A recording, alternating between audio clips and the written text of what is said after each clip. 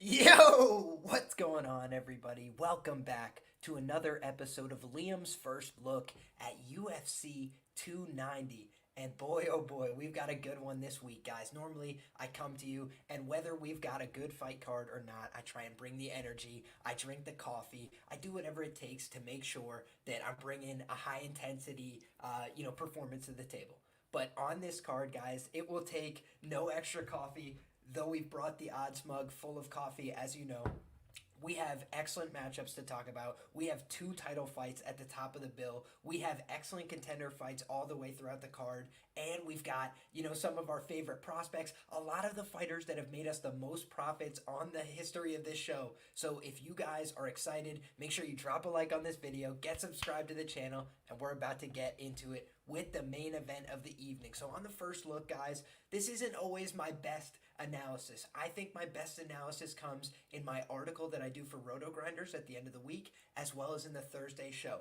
But what I like to do is I like to give you guys my first impression. I want to give you guys some thoughts off the rip. Sometimes these lines move really aggressively, especially during pay-per-view weeks. The limits are a little higher. There's not a lot going on in the sports world. So right now, we're going to see a lot more sharp lines, in my opinion, for this pay-per-view card. So we got to be diligent. We got to pick our spots, and we got to stay aggressive with our research.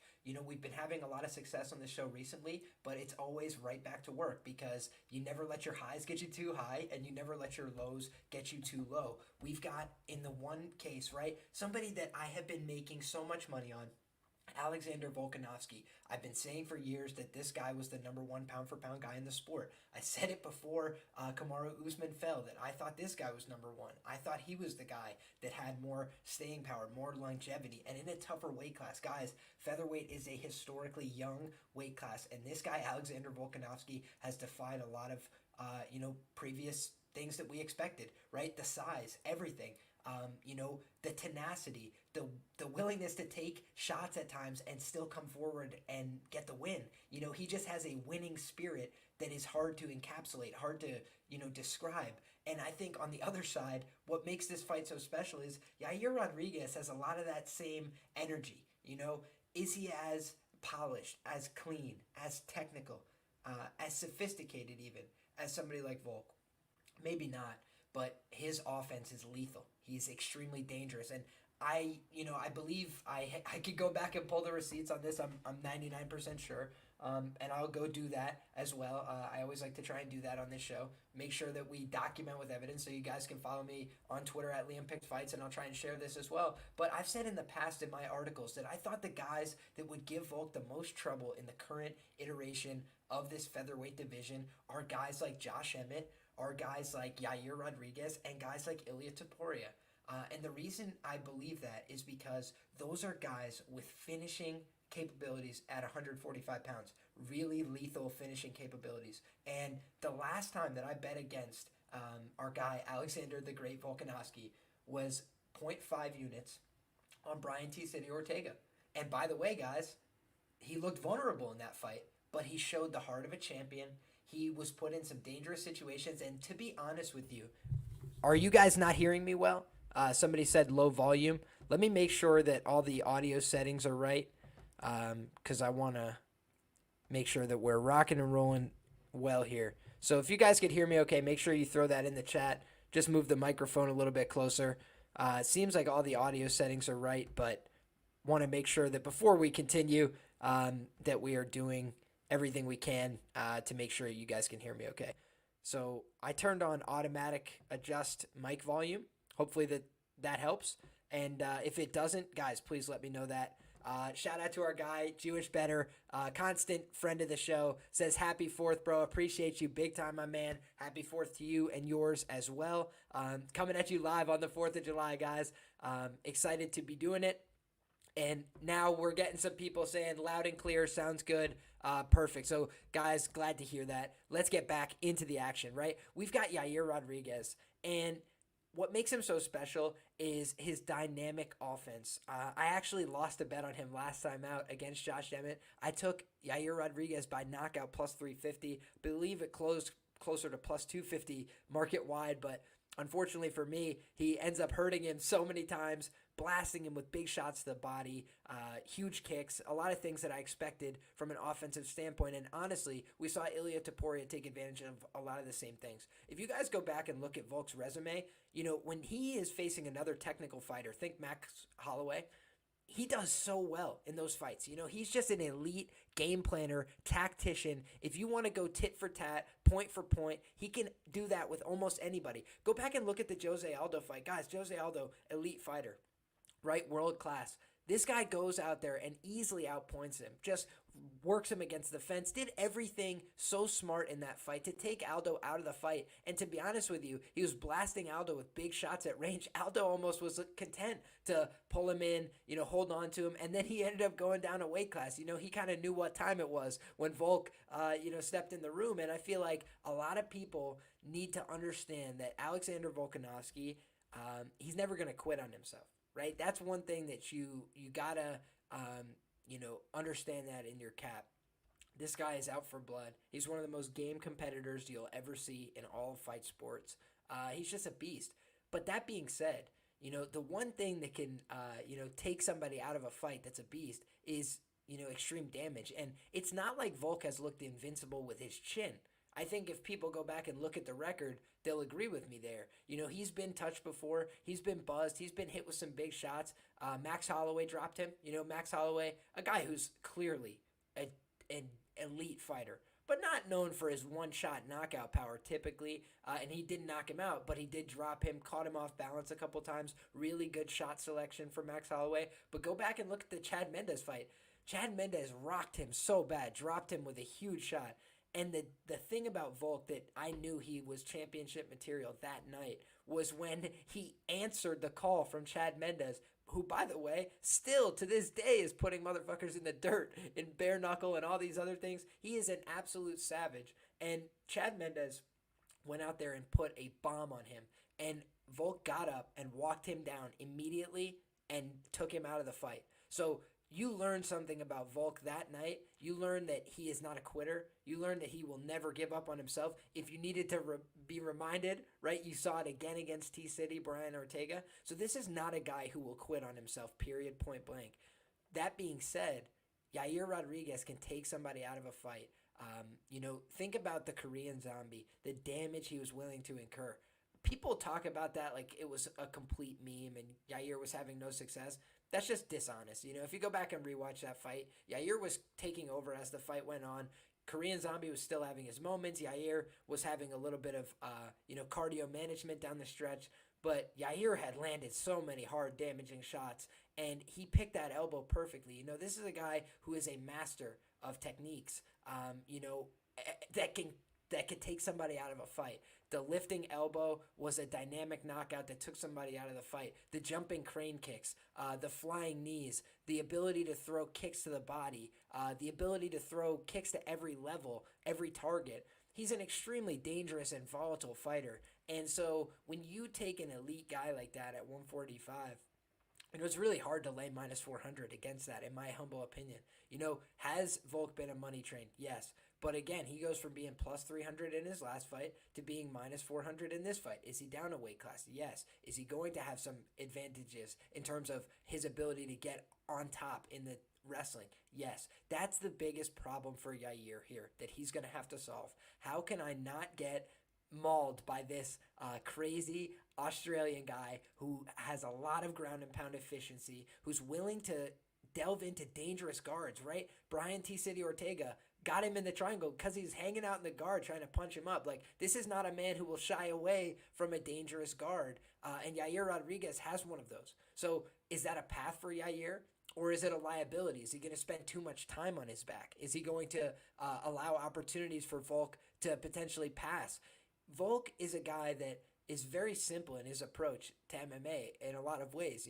He likes to keep it simple, avoid getting hit, keep you honest, make sure that you respect his power, make sure that you respect his ability to wrestle, his ability to compete in every phase. He'll always compete with you hard, doggedly in every single phase of the fight. And he's trying to break you mentally. He's trying to compete with you for every round, every position.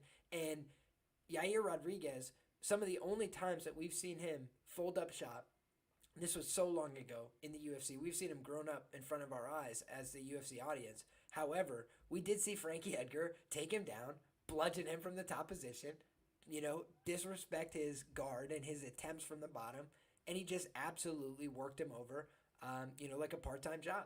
And the thing about Alexander Volkanovski is he's got a lot of pent-up frustration, right? In his last fight, he felt like I should be the champion. I should be crowned lightweight champion in front of my people and have this huge celebratory moment. And instead, I don't get that moment. I don't get that crowning achievement. So a lot of times I talk about when we're fading these champions, I like to have the angle, the narrative that their motivation is gone and it's slipping. But he's coming off of a loss. And this is one of the most competitive psychos you'll ever see in this sport. So can Yair win? Yes. Does Yair have real skills that people have been disrespecting for a long time? Yes. Have we tried to ride that money train up to the top? Did I put respect on his name against Josh Emmett? Yes, I did. Did I put respect on his name against T-City? Yes, I did. But this is a kind of fight where Yair's going to have to show us more. He's going to have to go to a new level. I even thought that Yair had a great chance against Max Holloway, and he proved to be better than people expected there, competed way above his price there. But it's getting over that hump. Can he beat one of those guys? Can he take that step forward? Not just be competitive with them, can he beat them? And Valley Flow Striking is a good academy, guys. They have a lot of good stuff going on. VFS, Bilal Muhammad is a guy that works, through the gym. A lot of guys come through VFS. Carlos Hernandez, a guy that we just saw have success in the UFC that we predicted on this show as well. So I'm talking about a lot of people. VFS had a champion in Juliana Pena. Maybe not the best out there, but we're just seeing growth in their fighters, getting better over time, getting more tactical in their approach. And we saw a really clinical assault from Yair Rodriguez against Josh Emmett. He might be more conservative with some of his kicking attacks here. Try and target the legs of Volkanovski, who's a great leg kicker himself. One of the ways to take a guy who's really good at something out of the fight is to do it to him first and harder. And Yair's not afraid to go out there and go kick for kick with somebody. So that's where he's going to compete. I think he's going to make this an interesting fight early. But when you have a battle-tested guy like Volk, it's hard to doubt him down the stretch here. If this fight gets gross, if it gets grimy, if it gets dirty, who could take it to places where they could feel more safe? I do feel like that's Volk. And he is working with great guys. When he was defending those attempts from T-City, he was doing so, without the benefit of having worked with Craig Jones for all this time. He's continued to get work in on the mats. He just had a training camp for Islam Makhachev, so you feel like his grappling should be as on point as it will ever be, in his career at this stage. And on top of that, his striking is already world-class, already some of the best in the sport. So I don't think that it would be wise to count out either of these men. This feels like a fight to me where I'm going to probably end up passing. I'm already seeing the line condense here a bit on Yair Rodriguez. At plus 350, I must say I was tempted, right? I was looking at that. It was on Tipico over the weekend, and I was strongly considering it, but it's gotten nerfed down a little bit, so all the way down to plus 310 best available. And, this is a fight where the margins are already very thin for me, in my opinion. I do think Yair can win this fight, but I think, a decision is harder for me to envision here for Yair. Not to say that he can't do it. Of course he can. But it's a little bit harder for me to envision clearly here. So, again, I'm going to revisit some tape on this fight. I'm going to see if I can come to a stronger opinion. But these are two guys that have been money trains for me. These are two guys that I've really supported on the way up. And one of them is a young guy, 4 years younger here, almost to the day, right? Very interesting. Two guys born right around the same time. He's the much taller individual here, similar reach, because our guy Volk's got that freak reach, you know what I'm saying? Talk about that, height to reach ratio. Our guy Volk is off the charts. But when we're looking at a guy like Yair, very dynamic offense for a plus 300, so I'm not going to blame anybody for taking the stab. I've also said this before, in a matchup like Josh Emmett and Calvin Kattar, right? When you have a big plus money number in a matchup that you consider elite featherweights, then that's something to me that I think is something I got to take advantage of more often than not. Sigma is saying he can't hear. Any chance I can higher my volume? Okay. So before everybody was saying we could hear okay, let me see what I could do here, folks. Let's go.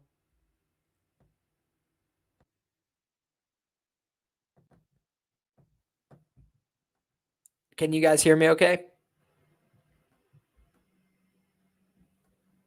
I hope that everybody can hear me all right. Trying my best here. I just upped my volume to the highest level that I possibly can. So if you guys can hear me, please let me know. But I will try and speak up a little bit. Maybe my mic volume is down. Can you guys hear me better now? Hope that you guys can hear me. I'm trying. Just turn it down a little. Okay. How's that right there? Can you guys hear me all right? I'm getting a loud and clear from our guy, Nandala. Much better, my man. Okay, awesome. Sorry about that, guys. I don't know what's going on. I tried to use the auto settings on StreamYard. I think StreamYard, the program that I use to record, is having a little bit of issues today. So bear with me for any technical issues, guys. I apologize, but still excited to talk these fights. And my bottom line assessment here is I got to lean with the champion, Alexander Volkanovski, in this fight. Initially, that's my gut lean here. But I also think that if I was forced to take a bet, I would probably take a bet on Yair Rodriguez here for small stakes, because I do think it's a little bit wide odds for a elite featherweight fight, but it's also coming down and down and down. And I feel like it's going to be adjusted, to closer to plus 250 by fight time. And I feel like that's closer to fair odds here. So for me, if anything, I might explore the prop market here. We could get some interesting numbers because the public's going to be betting heavily into this fight. But other than that, I'll probably end up avoiding this one. Should be a fascinating fight. Really good. And good to see the number one pound for pound fighter in the sport getting that shine, the main event shine. I think that's good stuff. The library says too loud at the library. Can you turn it down? All right, let's see here. Let's see if we can get a happy medium. We're looking for the Goldilocks number. 150 volume. Let's see how we do here. You guys can keep letting me know in the comments here. Library's thinking that this fight is not going to go to decision. That would be my lean as well, honestly, just because you got a guy in Yair who I think his primary path to victory is going to be to finish Volkanovski here. And Volkanovski hasn't always been the best finisher, but you think about the guys he hasn't finished.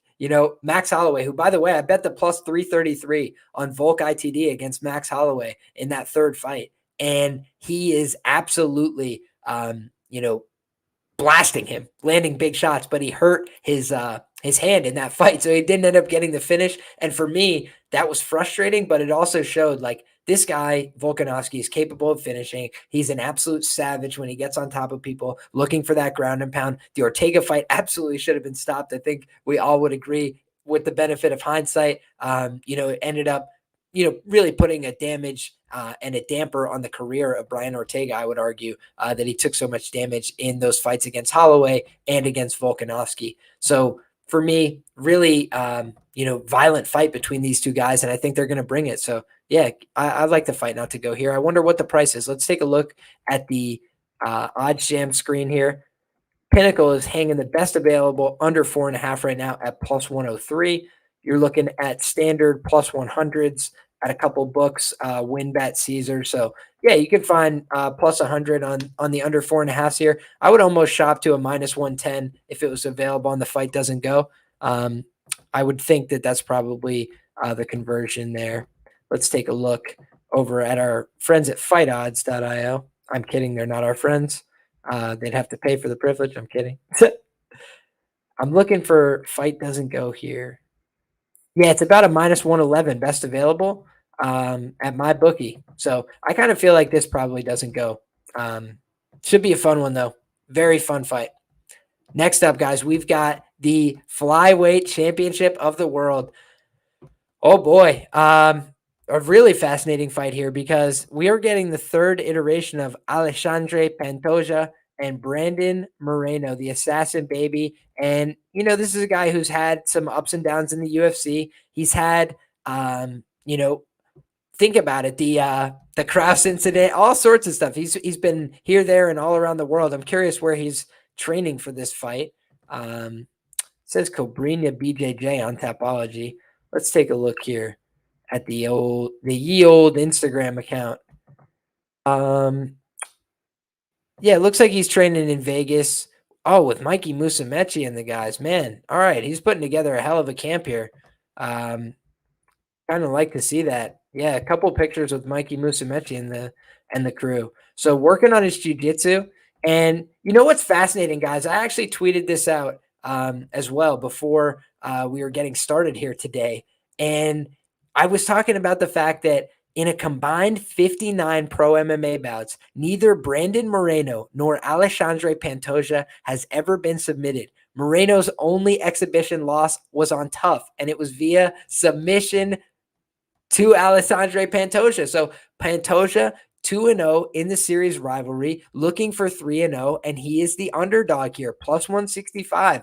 And so immediately that gives me the heebie-jeebies, right? I think to myself, are the bookies just trying to bait you into taking this dog shot on the guy who's won twice, and then he's going to get mushed here by the younger fighter who's been making these improvements, who's been, trying to get after it on the ground with guys like Mikey Musumeci to try and, really advance his ground game and make sure that he's up to snuff against a black belt like Pantoja.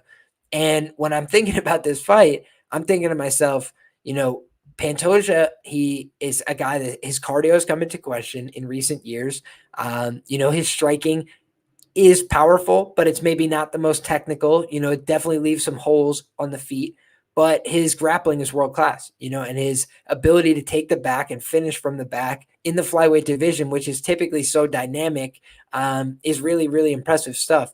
So for me, I've been looking at a bunch of things on this fight, and I haven't gotten anything yet. But, number one, I was looking at the fight ends by sub here at plus 330. You've got two guys that have never been submitted, but both of them like to win by sub. It's their primary win condition. They've got 5 rounds to work here. Either one of them could get hurt, could get tired.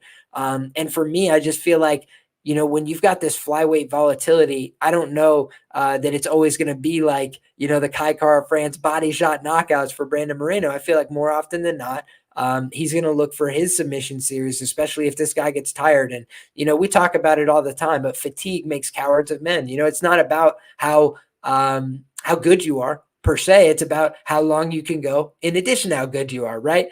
We saw that with Islam Makhachev a little bit against Volk. We talked about, the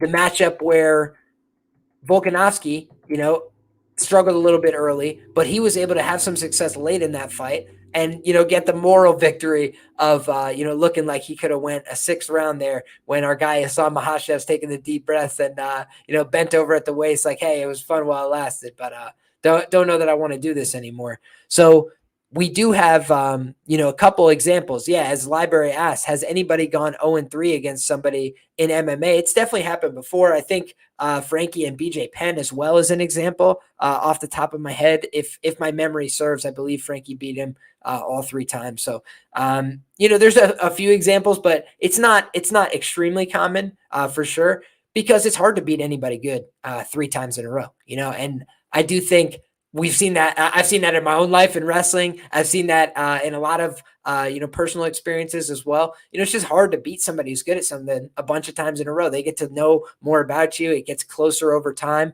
There becomes more parity in the matchups oftentimes.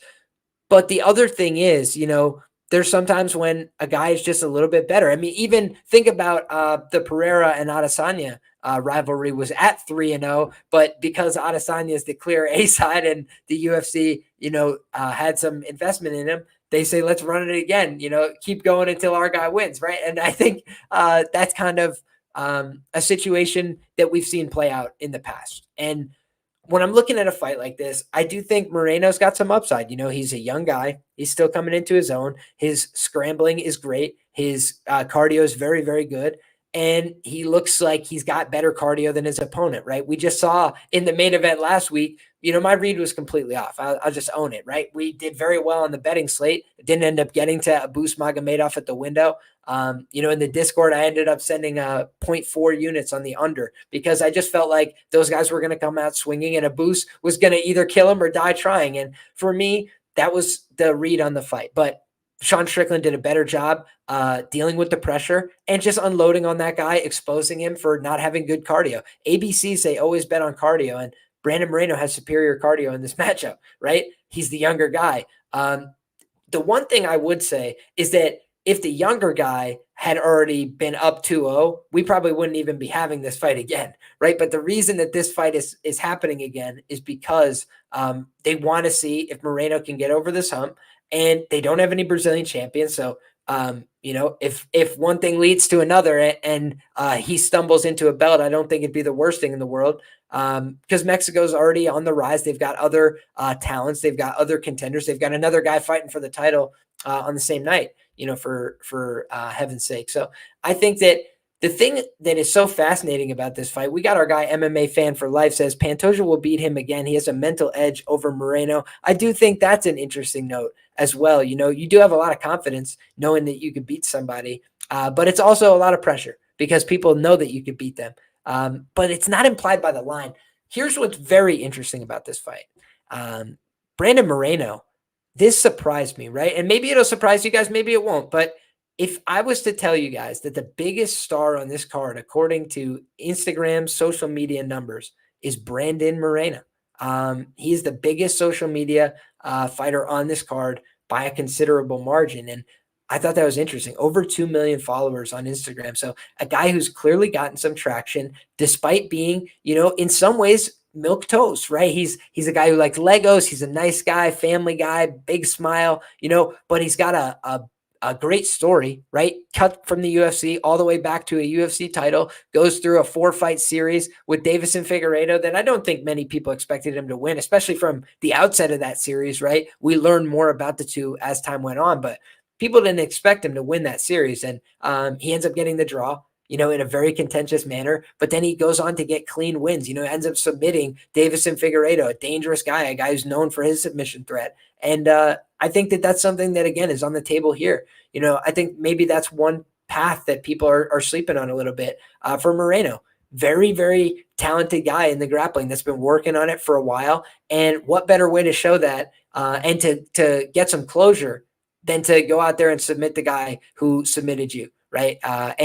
One guy didn't count on the professional record, but imagine if Moreno gets the one that they count on the pro record. That would just be a dagger. It'd be like Izzy the 3-1, but he got the big knockout on the UFC stage, where he froze him. So just a fascinating fight, right? Where you really have a compelling reason to back Pantoja here. He's a short dog as a guy who's beaten the guy twice, including in decisive fashion, right? It wasn't like either fight was that close, right? It was like the one fight was a dominant 30-26 decision, which I will go back and rewatch because, to be honest with you, I don't remember that one as well. But I remember the absolute, assault, the crime that Pantoja committed where he whooped Moreno's ass and then submitted him in brutal fashion on The Ultimate Fighter. So that was way back in the day. Brandon Moreno from today would absolutely whoop Brandon Moreno's ass from back then. But still, I don't think that we should get, out over our skis here. I do think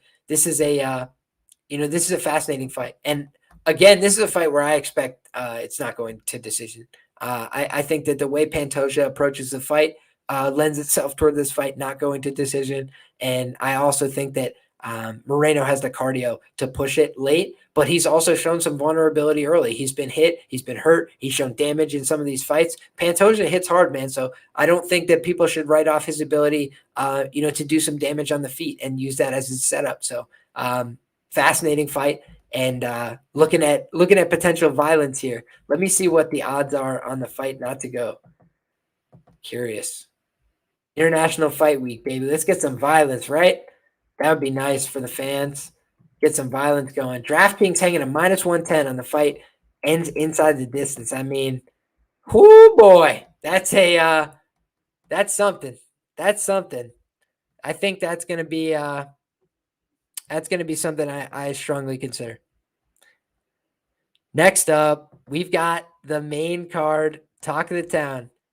If you ask anybody on Twitter, this fight already happened, and Robert Whittaker is holding Dricuss Du Plessis' head on a spear right now, parading around the streets of Australia. I'm half kidding, but you know, it's basically a foregone conclusion. I feel like in the minds of most MMA fans that Robert Whittaker is just going to dog this guy. I do find that a bit interesting. I think Whittaker, great fighter. No taking anything away from him. And I've been wrong about the guy. I thought Marvin Vettori had a chance. I thought Marvin was going to go out there and fight his ass off. And thankfully, I learned by the time he fought Jerry Cannonier that Marvin just ain't so good with the brain thinking. And he went out there and just took a whooping from Robert Whittaker. Never really too close. And the problem was, Robert Whittaker, why did I want to fade him? Why did I think that, Marvin had a chance? I thought people were saying Marvin's got pillow fist, which he clearly does. But, I'm thinking at 185, how pillow fisted could you really be? And I feel like Rob has shown some signs of chin deterioration. He's been in absolute all out classic wars with Yoel Romero. Classic wars. One took place on my birthday, right? Just like this guy, I have ingrained in my brain just positive memories of Robert Whittaker. Fun fights, insane knockouts. Knocked out my guy Derek Brunson. I always hold that against you, bastard. But otherwise, it's a lot of good things from Robert Whittaker. And has always shown his mettle. Tough guy, hard to put away, but he's gotten face planted, hurt, dropped, cut, bruised, battered. He's had a very long career. He looks to be in phenomenal shape for this fight. I did see he's showing up in an incredible shape with a great physique. My biggest problem, on the Dricuss side here is I believe he just got surgery on his nose. I got to double check that, but all the interviews I had heard, all the, chatter that I had heard was that he was going to get surgery to repair his nose so that way he could breathe better out of his nose. But the problem is, I feel like if you have a surgically repaired nose fighting Robert Whittaker, you are going to leave the fight with a broken nose. The guy fights, behind an excellent long jab most of the time. He's throwing up dangerous kicks, punches, hooks to the head. He's just not a guy that you really want to be dealing with any kind of recovery, in my opinion. Going against a guy like this, he will break your face. He will mess up he will re-injure you if you have any damage to your integrity. So that's a big concern for me here. But otherwise, I think Dricuss Du Plessis just doesn't get the credit that he deserves, for what he's accomplished so far in the UFC. Let's pull up his resume, guys. Let's pull it up. Brad Tavares, he beats him by decision. Let's go back and look at the record. Brad Tavares is 12-4 in his career to the decision, and his losses via decision are to Dricuss Du Plessis, Israel Adesanya, Yoel Romero, and Aaron Simpson in 2011. Okay? So when you look at Brad Tavares, beating him by decision is actually an accomplishment in and of itself. And by the way, Dricuss did a lot of damage in there. I think that is an indisputable fact, really. He battered him for large portions of that fight. And you could tell that he didn't look like he had the best cardio there, but Brad Tavares doesn't look like a guy with bad cardio. And he was made to look like a guy with average cardio that night because he took so much damage. He took a lot of shots to the body. Shout out to our guy, Alex Ramirez, in the chat, says, press the like button. Appreciate that big time. And I think our guy Eric does make a good point. Never let somebody know you had surgery before a fight. It makes it a huge target. Absolutely. Rob was already going to try and punch you right in the nose. No mistake about that. But, we also got to remember that that just because, that's what he's targeting doesn't mean it's going to work. Dricuss is going to come into this fight with a 1-inch height advantage. He's going to have a 2.5-inch reach advantage at 76 inches. He is 3 years younger than Robert Whittaker here at 29 years of age. And this is 185 pounds. So I do think that, when you've got two guys at 185 pounds that are both skilled, that both have a lot of, stopping power, it's really hard to ignore a plus 300 number, right? Like I do think that when you look at so let's think about this, right? I know that Marvin is so hard to knock out and so hard to finish. So you got to give him that credit. Like that obviously makes his floor high in a fight where we've seen Dricuss knocked out before pre-UFC. But I give fight analysis and narratives, my brother. I try and give every single part of the equation. But for me, Robert Whittaker, I just was talking about how the guy's got excellent kicks at a jab, and the other guy just had surgery on his nose. That's all just like absolute facts about this fight. But in any case, what we're talking about here is two guys that are both dangerous and can both finish and can both be finished. Let's pull up UFC stats. So we're just talking about data and facts, right? I don't want anybody to think I'm not talking about the facts here, right? So just the facts. Just the facts. Israel Adesanya recorded a knockdown on Robert Whittaker in their rematch. That was in February of 2022. Then we see Darren Till is not credited with a knockdown of Robert Whittaker, but he badly hurt Robert Whittaker. Jared Cannonier not credited with a knockdown of Robert Whittaker, but he badly hurt Robert Whittaker. Yoel Romero, 2 knockdowns on Robert Whittaker when they fought on June 9th, 2018. So again, just a lot of damage incurred over the course of the career. Stephen Wonderboy Thompson recorded a knockdown on Robert Whittaker. Colton Smith recorded a knockdown on Robert Whittaker. His chin is not infallible. He has been hurt before, and they call this guy still knocks for a reason.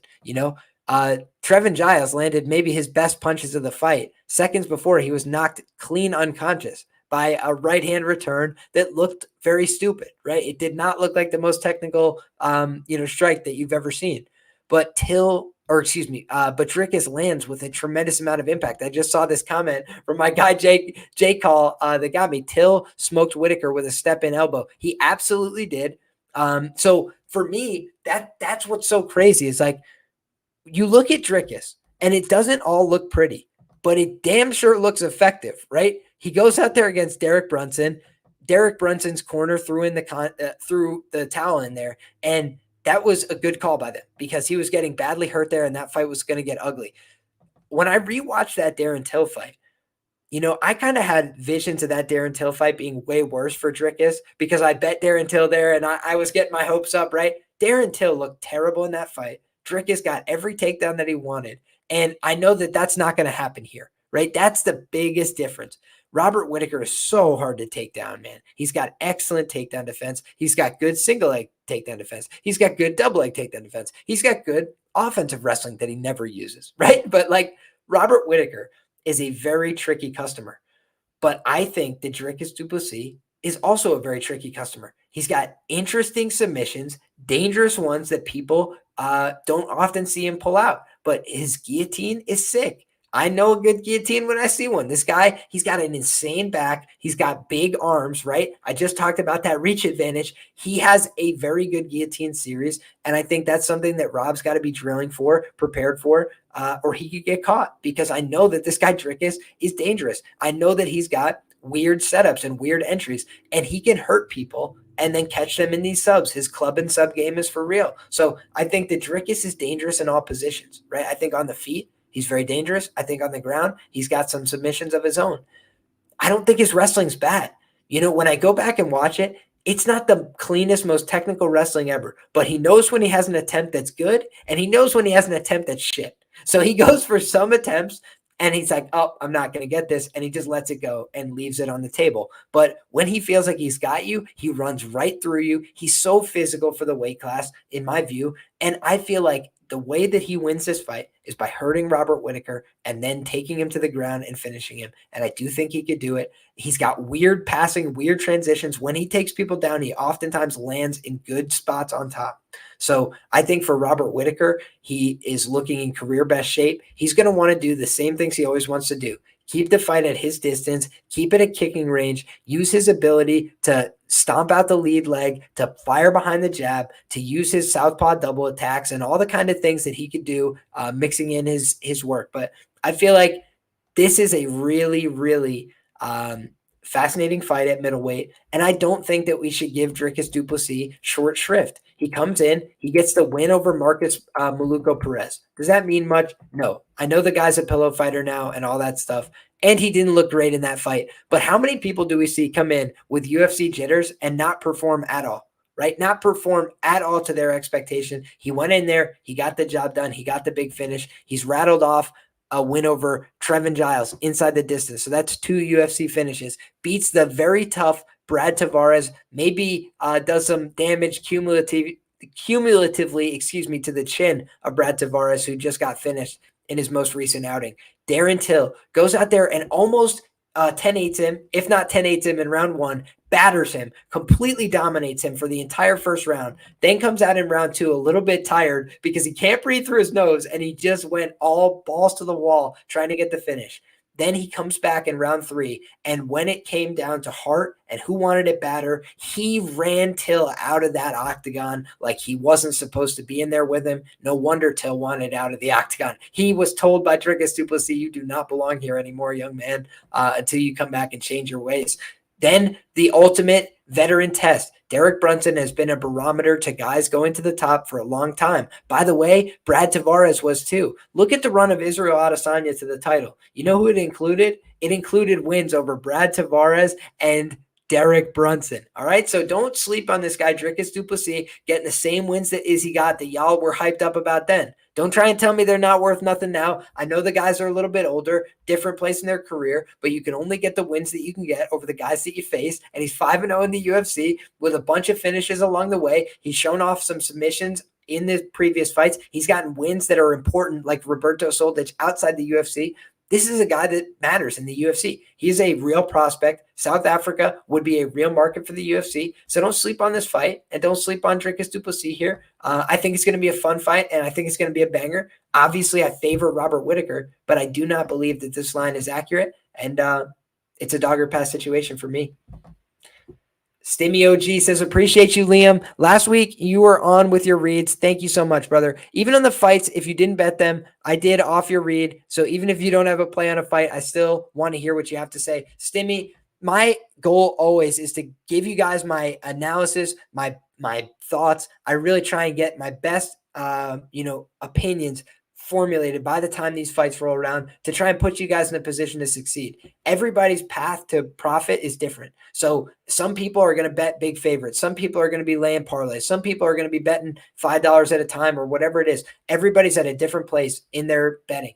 But for me, I like to pick my spots. I like to find just a few, really good angles on the card and hone in on those each week. And that's what I've been trying to do. But I appreciate your trust in my work, and I appreciate that you've been getting value from it. So thank you for the kind words, and hopefully we can keep the ball rolling this week. I feel like the reads, the analysis has been very solid. The last couple of weeks, I've been very dialed into my process. I've been doing a lot of work, and also we've had a lot of recurring UFC talent, and I have a lot of these fighters already taped.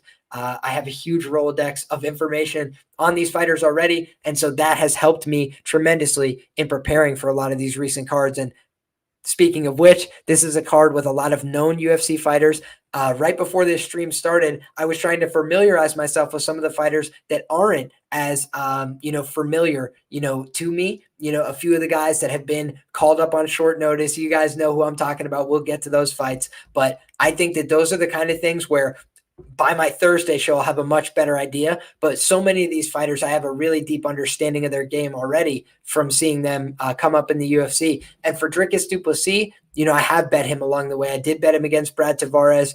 I gave some money back on the fight not to go to decision there. I really thought that if Dricuss lost there, he was going to get knocked out. And instead, he ends up being one of the only guys, like I said, to beat Brad Tavares via decision. So I haven't slept on any of that. I think he's a very decent prospect here in this middleweight division. And, if you're giving me a plus 170, maybe I sit it out. But when you're talking about plus 300 and above in a fight where two guys at 185 pounds are swinging leather at each other's heads, and one of them is called Still Knox, the other one's called Bobby Knuckles, I'm thinking two guys have a chance to take a dirt nap, and plus 300 is probably a little bit wide. Ooh, we're spitting today, boys. Team CIT. He's got 2 representatives. Let's not forget that, guys. Cameron Saaiman, the other one on the card as well. So the UFC's been positioning these guys together for a while. They've been trying to build these guys up, and I think it's a very, very fascinating fight with huge stakes here at middleweight. I think that, the story of Robert Whittaker and Israel Adesanya is a little bit stale. It's a little bit tired, and I do think that the biggest fight that the UFC can make at middleweight right now, as crazy as it sounds, is either Israel Adesanya and Khamzat Chimaev, which I don't think we're going to see, or Israel Adesanya and Dricuss Du Plessis, because people forget what at the end of this day this is. It's an entertainment business. And if 2 people are going to talk to each other like they want to kill each other, and they're going to make it a big thing, and they're going to say, this is the biggest fight to me, and this is everything, I'm all in, and this is every part of me, that's what makes a fight a fight. When 2 guys just are going out there for money and acclaim, it's one thing. But when 2 guys are going out there for a feud because they need to settle something like men, that is a crazy, that just activates a new dynamic. When 2 people, men or women, right? When they just need to settle a beef, when they need to get this anger out of themselves and exact it on this other person, that's a different kind of energy. And Izzy has that kind of energy for Du Plessis. Izzy's calling out this guy. I don't think he wants this Whittaker fight again. He wants new fights. He said it many times, and I think the UFC is not naive, in my opinion. So why did they make this fight? Did they make it because they just think Whittaker's going to run through him like it's no big deal? I think they made it because they believe Du Plessis is a challenge for Whittaker, and the winner of this fight will merit a title shot and will have the trust of the fans. And I think that, that's been the problem for Du Plessis, is getting the fans to say, this guy's for real. He looks a little awkward. He looks a little bit strange. If he beats Robert Whittaker, how could you deny him then? So I feel like this is a perfect fight to find out who's coming and going in the middleweight division. And I've been wrong about some of my middleweight prospects, right? My guy, Andre Muniz, he took that L, that big setback against Brendan Allen, that first UFC L, going to have to try and right the ship. And conversely, Nasruddin Imavov, right? He took the fight with Sean Strickland up at 195, short notice, 205, whatever it was, but came in underweight there. So a couple of my guys that I've identified as guys I really liked a long time ago, moving on up at 185, they've taken their setbacks. And our guy Du Plessis is the last man standing, right? So among those prospects, among my international prospects at 185, those were the guys I was looking at. And, Du Plessis, last man standing. He has not lost in the UFC yet. Let's find out. Robert Whittaker, huge challenge. Absolute stunning, body of work in the UFC, but it can't last forever, guys. That's the one sad, brutal, harsh reality of this game. It don't last forever. Nothing does. No good thing. No great fighter. And, Robert Whittaker's put his chin on the line many times. He's been in there with a lot of killers, and he's done his goddamn best, and he's done so good. He is a dangerous guy. He is no pushover at all. But this guy Du Plessis wants it bad. He is a very committed guy, and he's fought hard for 15 minutes. Don't let people tell you otherwise. He has fought hard for 15 minutes on this UFC resume. If this is a 5-round fight, maybe we're having a different conversation as well. But 3 rounds. This is a very, very competitive fight, and I don't think people should sleep on that. Shout out to our guy, Naj Murray, says, your hard work is showing, brother. Appreciate you. Our guy, Robot Chicken, says, Liam's a genius. You guys are far too kind, but I do try and do my homework. I try and have a lot of independent thoughts and analysis when I come to you guys to talk about these fights. I've watched these fighters and these fights every weekend for as long as I can remember. I have a very long Rolodex of talking to you guys on YouTube as well, because I love these fights and I love watching these, combatants. So each and every week we come back and we try and make money and have fun along the way, and appreciate like-minded folks that are trying to break down this action and get to the paper. So appreciate you guys. Next up, really fun one here. And let me pull it up because I did put out a poll on this fight that received 449 votes on Twitter. So, we wouldn't even call this a valid sample. You're really looking for 1,000 votes or more to start getting to anything representative. But we're talking about, what is Jalin Turner's ceiling in the UFC? That's the question that I asked. We've got 449 votes, 12.5% said championship ceiling. It surprised me it was that low, to be frank.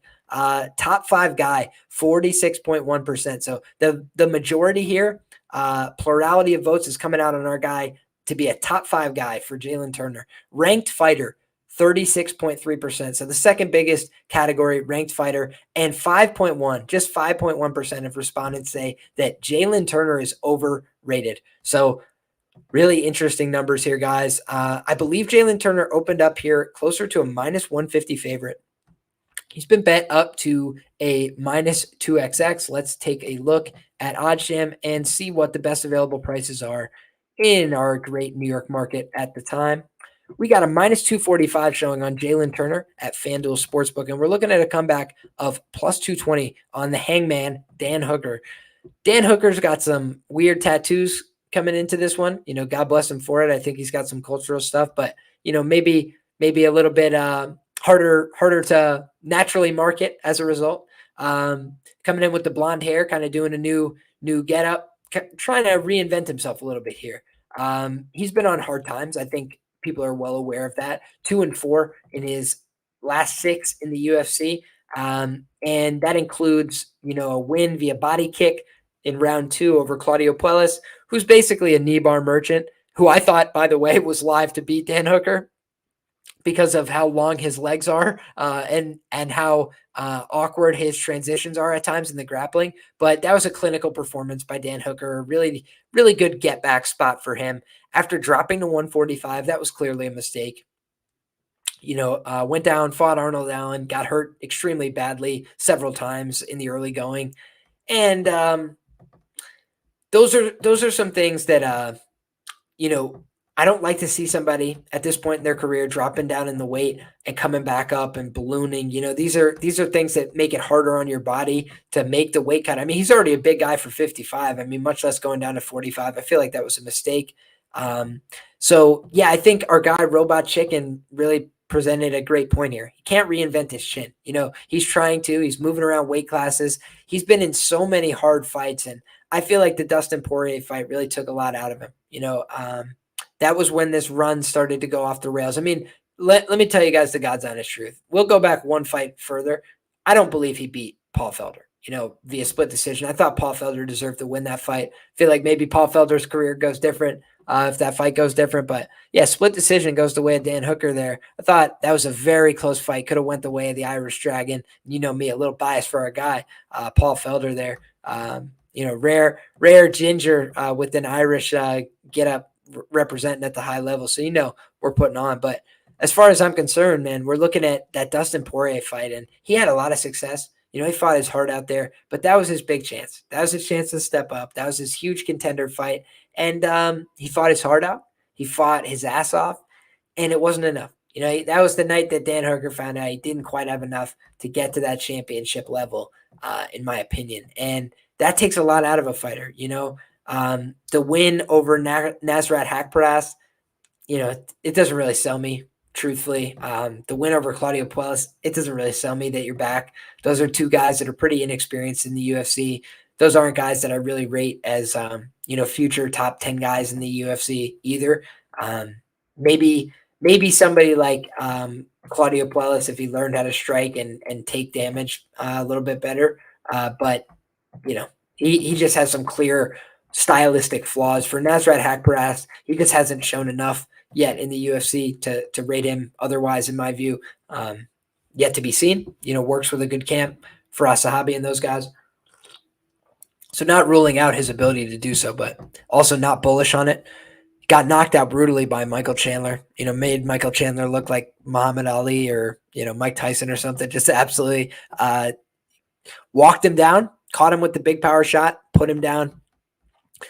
Got finished by Islam Makhachev. So you look at the run, it's not like he's lost to any bad fighters here really along the way. It's just that, the losses are getting uglier and uglier. The Islam fight was not very competitive. The Arnold Allen fight was competitive. He did land a couple of big shots there, but it was so short and his chin just looked utterly deteriorated there. And again, took a lot of damage in very short amount of time. So I think his style of taking a lot of shots to give some shots has, finally come back to bite him. I think it's finally starting to cost him. He's also 4-6 in his career in decisions. Not very promising numbers. Just a guy who is really struggling at this point in his career. And talk about guys that have made me a lot of money. The most money I've made on any fighter on this card, and Tatsuro Taira is on this card, ladies and gentlemen. The most money I've made on any fighter on this card is Jalin Turner. Jalin Turner was so criminally underrated on his way up. I got him at minus 115. He closed minus 145 the night that he fought Brad Riddell. Guys, that was not a close fight for 1 second. It was just simply not a close fight. He went out there, landed the big shots on the feet, easily stuffed him into a front headlock, hip bumped him into the mount, and the fight was over in 45 seconds. So I think that when you look at how dangerous Jalin Turner is, you got to take that into account. But we also got to look back and say to ourselves, Jalin Turner, he can be chinned, right? So he's 13-6 overall. He started young. He's put on a lot of experience. He's gotten to a much better point in his career, currently 6-3 in the UFC. And the losses that he's had are all very legitimate. He lost to Vicente Luque. I mean, his manager should honestly be shot and hung for that booking. It's just a absolute criminal booking. No chance for him to have success there. His size being a big factor for him in the weight class down. He got absolutely mauled there. And if you guys go back and watch, that is one of the most brutal knockouts in UFC history, dude. He is holding him by the back of the head, and Vicente Luque is just going, da, da, just like bopping him. And it was a vicious, vicious knockout. And the greatest thing about every Vicente Luque knockout, if you guys have never, go back and watch a Vicente Luque highlight reel. He goes and bows after he just absolutely starched you in the most disgusting way possible. He will just drop a very respectful bow and show you that respect. So absolute great martial artist. A little bit of hard times for Vicente Luque, but that loss, no problem, right? Then he gets right back in the win column. Boom, knocks out Callum Potter, easy money. Then he goes out there on like a month's turnaround, and he gets audited on the mat by Matt Frivola, because you guys understand by now the process that we talk about every week on this show, which is the New York boys, Matt Frivola in this case, taught them how to wrestle once again. And so, of course, our guy Matt Frivola steamrolled the competition, but it was on short notice, right? We'll give some qualifiers. And to be truthful, Jalin Turner showed that he's still very dangerous in that fight. He landed some good shots. Matt Frivola had to wrestle. He had to fight very smart. He had to be very savvy with his performance, in my opinion. Then you look at the wins he rattled off. 1, 2, 3, 4, 5 in a row over Kulabau. Good win over a 145-pounder on short notice, but a good win nonetheless and a brutal finish. Brock Weaver. That win was only okay. Brock Weaver, not a very UFC-level fighter, in my view, but a fairly tough guy. When it comes to the grappling positions, just didn't want to give it up too easy, but eventually was forced to. Uros Medic just steamrolled him. I bet the sub prop, and I bet Jalin Turner at plus money against Uros Medic. Gift of a line. Just a way more proven guy, way more dangerous against an Alaska FC guy. I mean, we'll find out anytime. Jamie Malarkey brutalized him, guys. So his record against the Aussies is just not portending, good things for our guy, Dan Hooker. I mean, he has just been brutalizing Aussies. Our guy from New Zealand, Brad Riddell, he bopped him as well. So really, we've seen a lot of good things from Jalin Turner, but the things that have been a problem, sometimes the takedown defense, like against Mateusz Gamrot. Let's pull up the UFC stats page again. Let's give all facts. We've got Jalin Turner last time out gave up 4 takedowns to Mateusz Gamrot. Gamrot's a good wrestler, man. To only give up 4 takedowns to Gamrot actually says a lot about his takedown defense. And to be honest with you, you look at the stat line for that fight, and obviously I'm not looking at the round by round. I'm just looking at the top line stats. But Jalin Turner, 1 knockdown, 40 strikes to 29 for Gamrot. That split decision could have easily went the way of Jalin Turner, especially the way we've seen so many fights judged these days where they don't give a shite about who's grappling, doing what. They care just about, who's, getting, the big shots off at the end of the round and things like that. So let's see what the chat has to say. Our guy Shane says, Dan's chin worth fading against anyone with power at this point. Really can't argue with that, and I think we've got a guy with power in Jalin Turner. We got a guy with phenomenal finishing instincts in Jalin Turner. I think that, Jalin Turner just has a lot of really good upside. And like we just mentioned, he could theoretically be on a 6-fight win streak here if he had gotten that split decision against Gamrot last time out. A lot of people agreed with our guy, Robot Chicken, who thought that he won that time out. Our guy Naj Murray says Jalin Turner 4-0 versus Aussie and NZ opponents. LOL. America, 4th of July, baby. Independence Day. Stand up for our guy Jalin Turner putting on against the Aussies. We did not fight against the Aussies in any kind of war of independence, but still cheers nonetheless for Jalin Turner holding it down for the Stars and Stripes. But I think overall, I got to favor Jalin Turner here.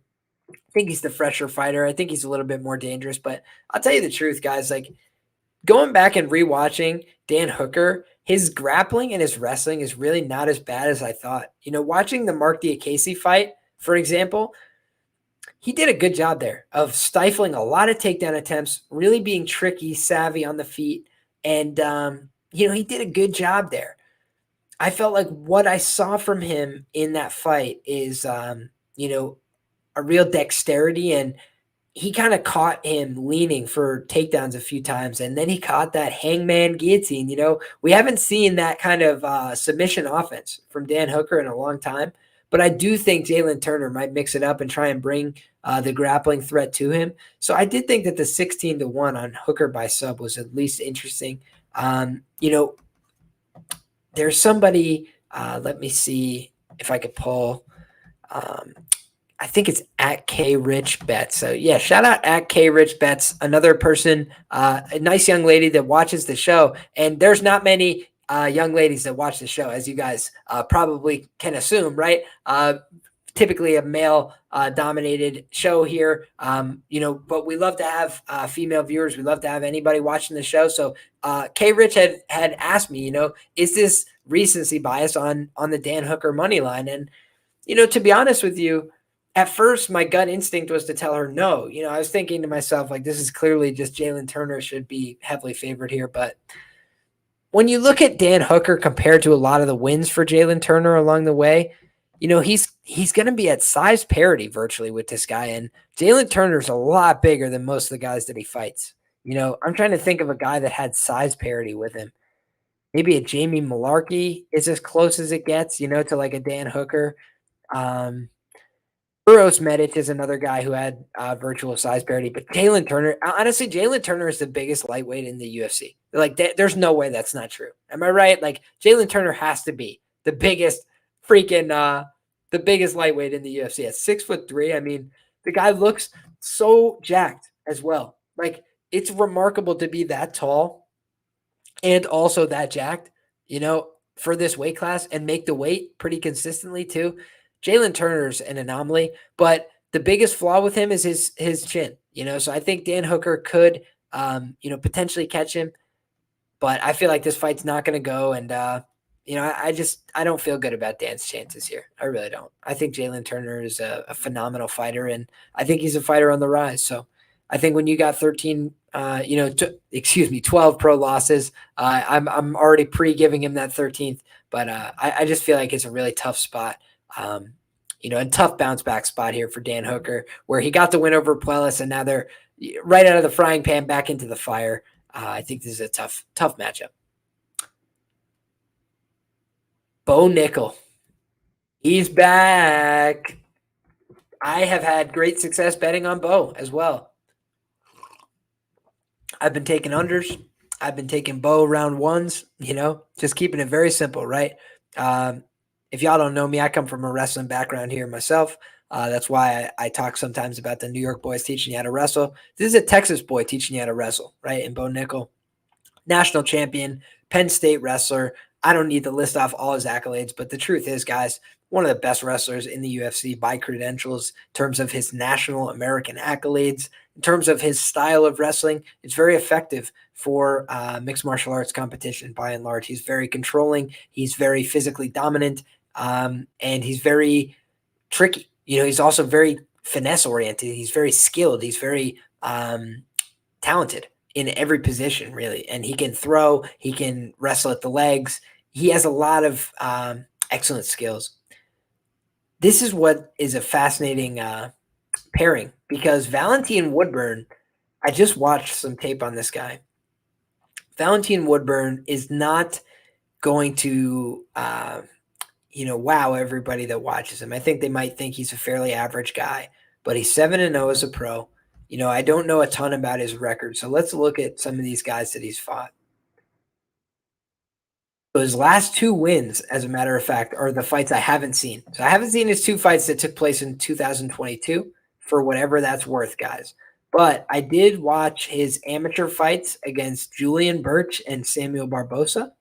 I watched his fights against Michael Joyner, Miles Amos, Brandon Johnson, and Todd Coppinger at Combat Night Pro, a variety of different numbers all throughout. Okay. And this guy is very, very jacked. And he has fought as high as heavyweight, I believe. Let me check. Middleweight. Let's see what he's done as a pro. So as a pro, he's been all middleweight and a catchweight, 195. He did a 205-pound light heavyweight bout. So this guy's fought all the way up at light heavyweight. And I believe as an amateur, he fought at heavyweight, if I'm not mistaken. I'm now scrolling through Tapology. Yeah, exactly. He fought Clay Jackson in 2017 at heavyweight. So I actually think that this is a more compelling matchup on paper in some ways than the Tresean Gore matchup. And I think people will be surprised to hear me say that, but let me explain why. Tresean Gore is a guy that's got some skills. He's got some power on the feet. He's got some jiu-jitsu. He's got some, wrestling. But I felt like he was just going to get physically dominated easily by Bo Nickal because Bo Nickal is a better wrestler and a better control positional fighter. So I just felt like he was going to get to every position he wanted and then dominate from there. So this guy seems a lot harder to physically dominate easily in Valentine Woodburn. But I'm also thinking to myself, why would the UFC put this together with this guy who's 7-0 with a bunch of experience? I think it might be to try and build up Bo's credibility. And the truth is, high-level skills win fights way more often than not. And Bo has the way higher level skills here. Valentine Woodburn in almost every fight that I was watching is rushing into the clinch constantly. He's trying to wrestle. He's strong as an ox, though. So he's picking guys up and turning them sideways. He's lifting them, slamming them, right? He is strong, and he's getting takedowns, and he's passing, right? But none of it is very technical. It is all physicality, strength, and, power. And while that works at a certain level of MMA, I think it's going to reach a ceiling here against Bo Nickal. And I think we're going to see technique and finesse win out. When I watch Bo Nickal, there's still some stiffness and some stuff that needs to be worked out in his game. I think the biggest threat from Valentine Woodburn in this fight is his power on the feet. I think he does have an ability to knock people out, but he swings wildly. He leaves a lot of openings. He is slower than Bo Nickal by a significant degree, in my view, and a little bit more plotting. So I think that we will see Bo Nickal use his speed and his quickness. We've seen him knock people the hell out before regionally, older guys that didn't have such impressive physiques. So I don't think he's going to be standing with this guy for very long, but I do think he will be faster. I think he's going to be open to jab and uppercut this guy, almost at will because of the length on his arms, because of Bo's ability to move. So let's look at the tail of the tape here for this fight. For the pay-per-view opener here, Bo Nickal is going to be much taller here. No reach listed for Valentine Woodburn, but he seems like a guy who's going to have a little bit more of a stout reach, a lot of power, a lot of physicality, a lot of muscle. But, his wins via decision are not over very high-level fighters, in my view.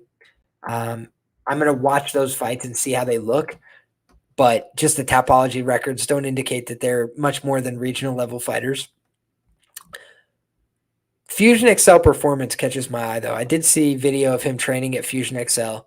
So he's getting good work with good pros. Let's look at who else is training at Fusion XL. They've produced the likes of Jacare Souza, Mike Beast Boy Davis, Phil Rowe, who was in the videos that I saw of him training, Hannah Goldie. So some UFC level names that and not a bad gym at all. Fusion XL in Florida, so hotbed of MMA, could be getting good work in. Near enough to Bo Nickal, right, at American Top Team. But American Top Team, world class gym, right? We saw this last week with Grant Dawson and the absolute clinic that he put on Demiris Magulov, right? And how did he do that? He used simple systems. Excuse me, I didn't mean to tap the mic. Simple systems from American Top Team to dominate using a back body triangle, smart control positions. He exhausted his opponent. He tried to finish. He couldn't finish, and he just wrote out the easy positions to a dominant 30-27, 30-26, 30-25, whatever the hell it was, decision. And he really eliminated a lot of variance. And I think Bo Nickal's a smart guy. He knows that his value, his brand is in winning fights. And I think that, against the last couple opponents he's had, it's simply been speed run mode. Just how fast can I finish this guy? How quickly and easily can I make this fight look?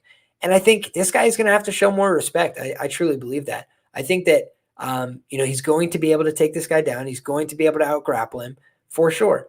But I think that he's got to mind his P's and Q's, closing the distance. I think that this is a guy who has real power in his hands, who's very confident. He's got the confidence of a 7-0 fighter that's fought as high as heavyweight. So he's not thinking he's going to get easily bodied here. And I'll be honest, I haven't seen a lot of him defending takedowns. I haven't seen any of him defending takedowns against guys that look good at taking people down.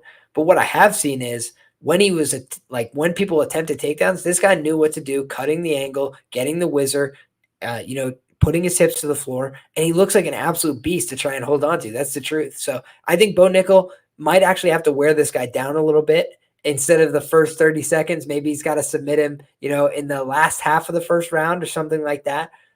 Maybe the early part of the second round. But I do think that this is a fight that Bo Nickal is probably going to win again by finish in the first round or two. And I think he's probably going to do it by sub. But I also think this guy leaves some openings on the feet. I think his striking defense is a little bit suspect for Valentine. I think that's his biggest flaw. We have seen him hit cleanly and hurt, I would think, regionally as well. So I don't think his striking is perfect. I just think that he's used his musculature, his durability, and his toughness to get through some adversity, to get through some big shots and outlast opponents that were gassing quickly. A lot of heavier guys.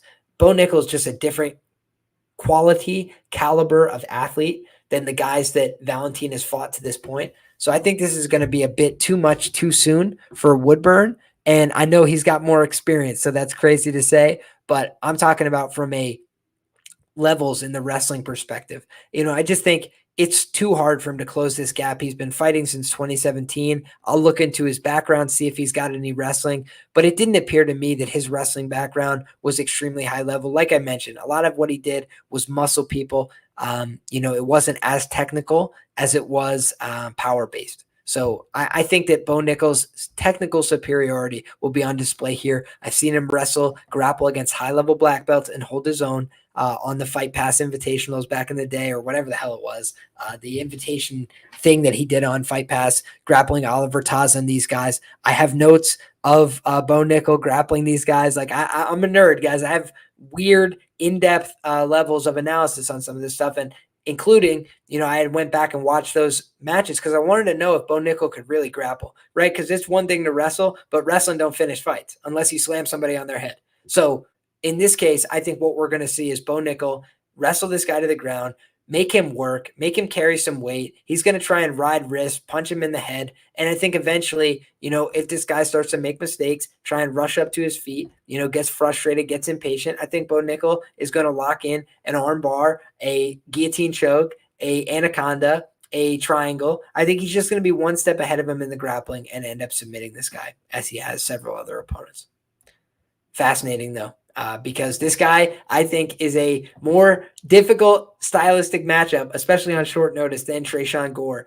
Despite Tresean Gore probably having a upside perspective in the UFC based on his level of experience. So just fascinating stuff. It's the thing that makes MMA such a quirky sport. Next up, we got the prelim headliner between Ruthless Robbie Lawler. Guys, if I had guests on screen with me here, I'd be running off screen to go get the t-shirt. UFC 189. I'll take you guys back in time briefly for a quick story because we won't have many opportunities to talk about Robbie Lawler in the future. On this show, when we're talking about betting, when we're talking about what's always happening next in this sport, we don't always give enough credit, enough homage, enough of that payback to the legends. And Robbie Lawler is a guy that I've been watching since I've been a fan of this sport, since I've been watching this stuff so intently.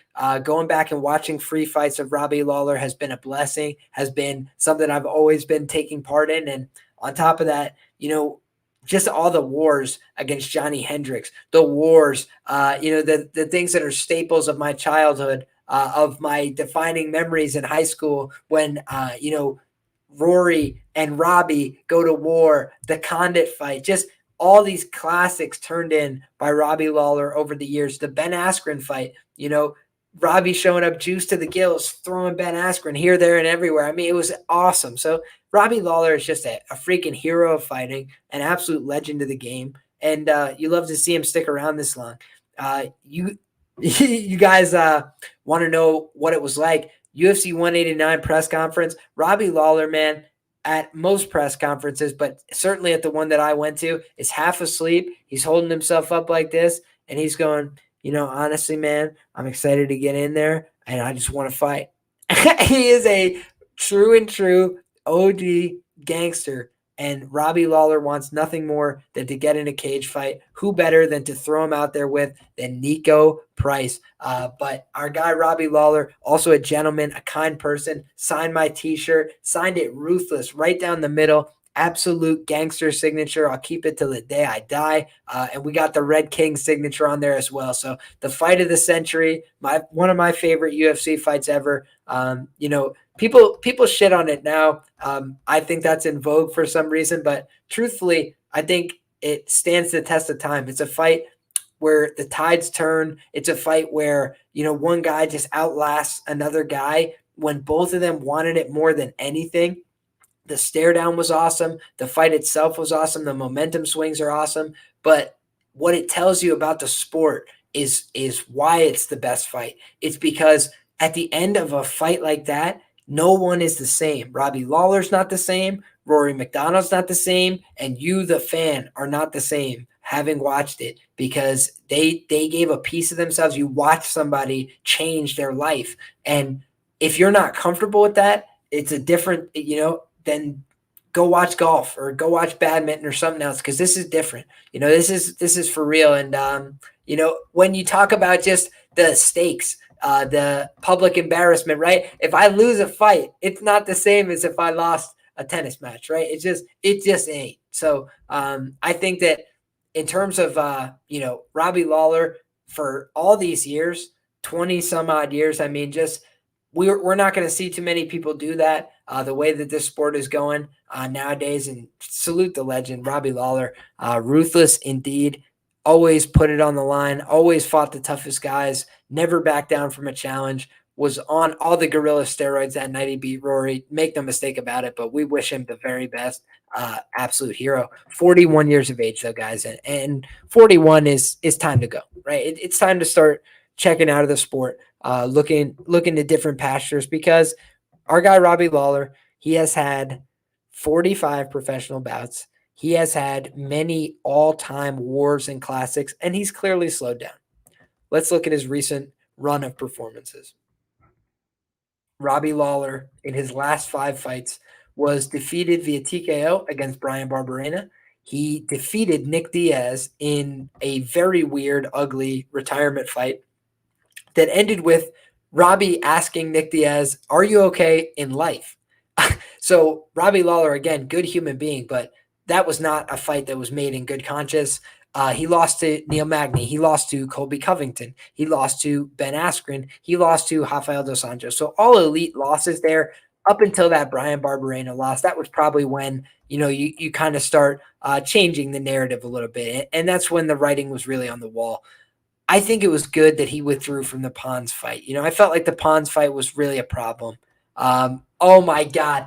Shane, great call. Great Robbie Lawler memory. And I'll ask you guys, please, if you have a great Robbie Lawler memory that you want to shout out, please go ahead and throw that in the chat because UFC 189, I truly believe it's the greatest UFC pay-per-view of all time. It's my favorite pay-per-view of all time. And I think fight for fight, it goes up there with anything. Shane says, I always remember Robbie telling Herb, you're a hell of a ref after the Askren fight. Such a stand-up guy. So true. So many guys would have been bitter, made excuses, been a little baby. And he said, I wasn't out. And then he says, oh, I'm so sorry, Robbie. And he says, it's all right, Herb. You're a hell of a ref. I mean, just what a guy to be thinking about somebody else in that moment when you just got screwed. You know, it's just a model of behavior that we could all learn a little bit from. On the other side here, let's give some credit to our guy Niko Price too, because to be frank, guys, I think Niko Price is on the wrong end of his career as well. He's 7-6-2 in the UFC, 2 no contests. He did have a majority draw, I believe that was, with Donald Cerrone. That's now a no contest. But in any case, oh boy, got knocked out by Phil Rowe in the 3rd round of their meeting. Phil Rowe looks like he's right on the precipice of breaking into the top 15. So really no skin off your nose there. Got the win over Alex Cowboy Oliveira in a pretty closely contested fight there, very back and forth. He lost to Michel Pereira. I would argue that, Michel probably could have lost a point or potentially even been DQ'd for a jumping kick to the head of a grounded opponent. But it was so awesome that the referee was in awe of it and didn't say anything about it. It was like the most obvious foul of all time. But in any case, Michel Pereira was clearly the better fighter, and he got the win that night as well. The Donald Cerrone fight, I mean, guys, Donald was not in the best point of his career, and he had a lot of success in the early portions of that fight against Niko. The Vicente Luque fight, I mean, his eye was horrifically swollen in that fight. The win over James Vick. James Vick's chin was very gone at that point. All respect to him. Seems like he's getting back on track a little bit. Shout out to him, James Vick. Really fell on hard times in the UFC. But then prior to that, got knocked out viciously by Jeff Neal. Absolutely horrific. He knocked out Tim Means, which is a good win. But Tim Means, he's definitely on the wrong end of his career. And then he was knocked out viciously in round 1 by Abdul Razak Al Hassan. He was submitted by Vicente Luque. So he's a guy who's quite eminently finishable. But the problem is, can Robbie Lawler really get to that point at this stage in his career? Can he really dig to finish somebody like Niko Price at this point in his career? So for me, this feels like Niko Price, who is also kind of shot, is going to go out there and outpoint Robbie Lawler here, and nobody's going to get hurt too bad. I think they might just battle it out in a kind of cardio kickboxing matchup that goes to a close decision. That's kind of my gut read here, but a lot of times, we have optimism about how our legends are going to go out, and oftentimes they go out face up and embarrassed. And I hope that that's not the fate of our guy Robbie this weekend, but he is a significant underdog here against a guy who he would have been, significantly favored against in years back. But this would be one for the ages. Take no prisoners. Robbie by TKO in the 3rd would be sick. Robbie has done magical things before at International Fight Week, so never ruling it out. And I would certainly never advise one person in America to lay minus 250 on Niko Price. He is not a fighter that you lay minus 250 with, in my view, against anybody. Most especially our guy, Ruthless Robbie Lawler, who could always turn back the clock one time, Yeah. Oh, another great memory from our guy, Eric. He said, when I think about Conor, I take his soul. Oh my God. Go back and watch that clip. That was peak Robbie Lawler. Yo, Conor McGregor was staying at 155 when that clip came out. I'll tell you what, Robbie Lawler was a scary man back then. I take his soul. Eyes never flinch, dude. That guy is intense. Speaking of interesting fights, guys, we've got a 170-pound clash between Jack Della Maddalena and Josiah Harrell. I got to go ahead and put some respect on our guy, Josiah Harrell from Grove City, Ohio, baby.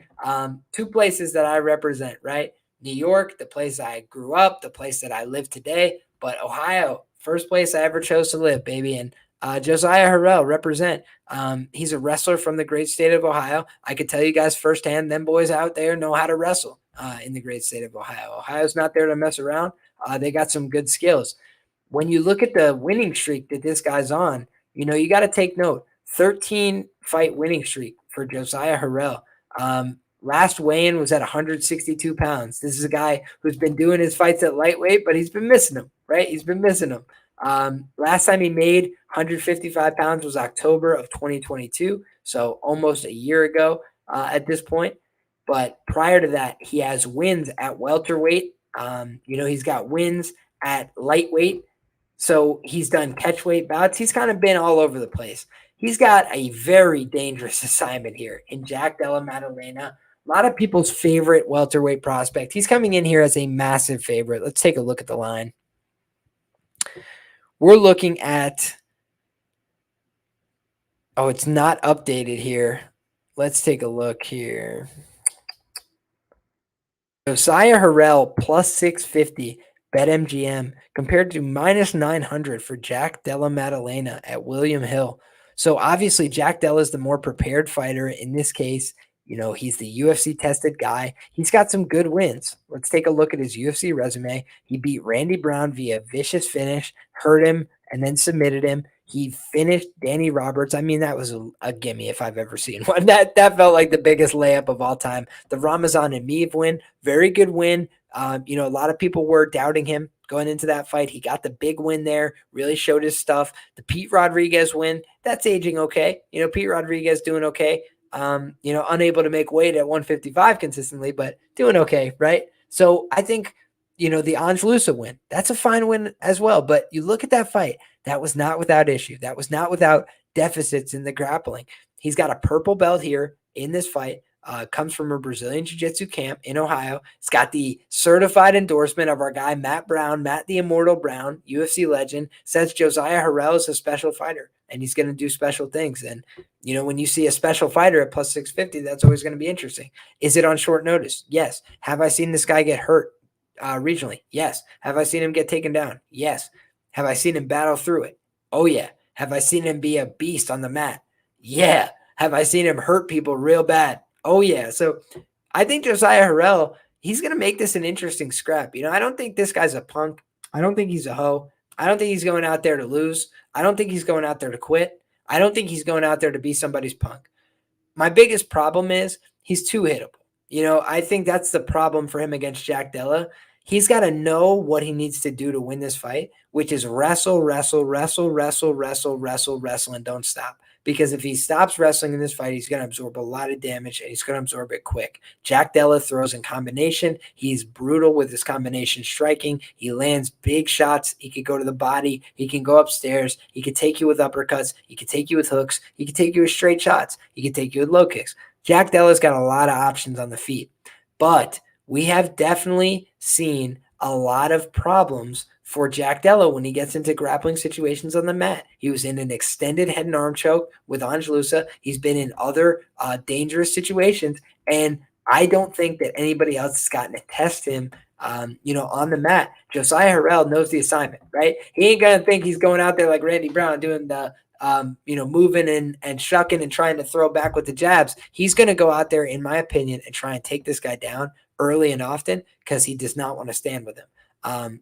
But he's not completely, a fish out of water on his feet. He took a lot of big shots. He took huge calf kicks and no-sold him a lot of the time. He was taking a beating from an undefeated fighter. I believe it was in CFFC. Let me double check that. Josiah Harrell.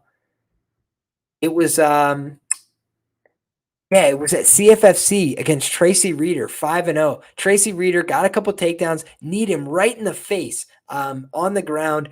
My guy's bleeding out of his eye, and he came back in round two, got the hip down, beating him up with the right hands. Just brutal stuff with the ground and pound. This guy, Josiah Harrell, he knows how to take advantage of an opportunity and finish. And I do think that the biggest threat for Jack Della in this fight is overlooking this opponent. If he thinks he's a punk, if he thinks he's just going to run over this guy and treat him like he's no big deal, I think he may have another thing coming. Obviously, he's the bigger fighter. He's got a big reach advantage. He is a dangerous, dangerous striker. He has messed up a lot of guys in the UFC.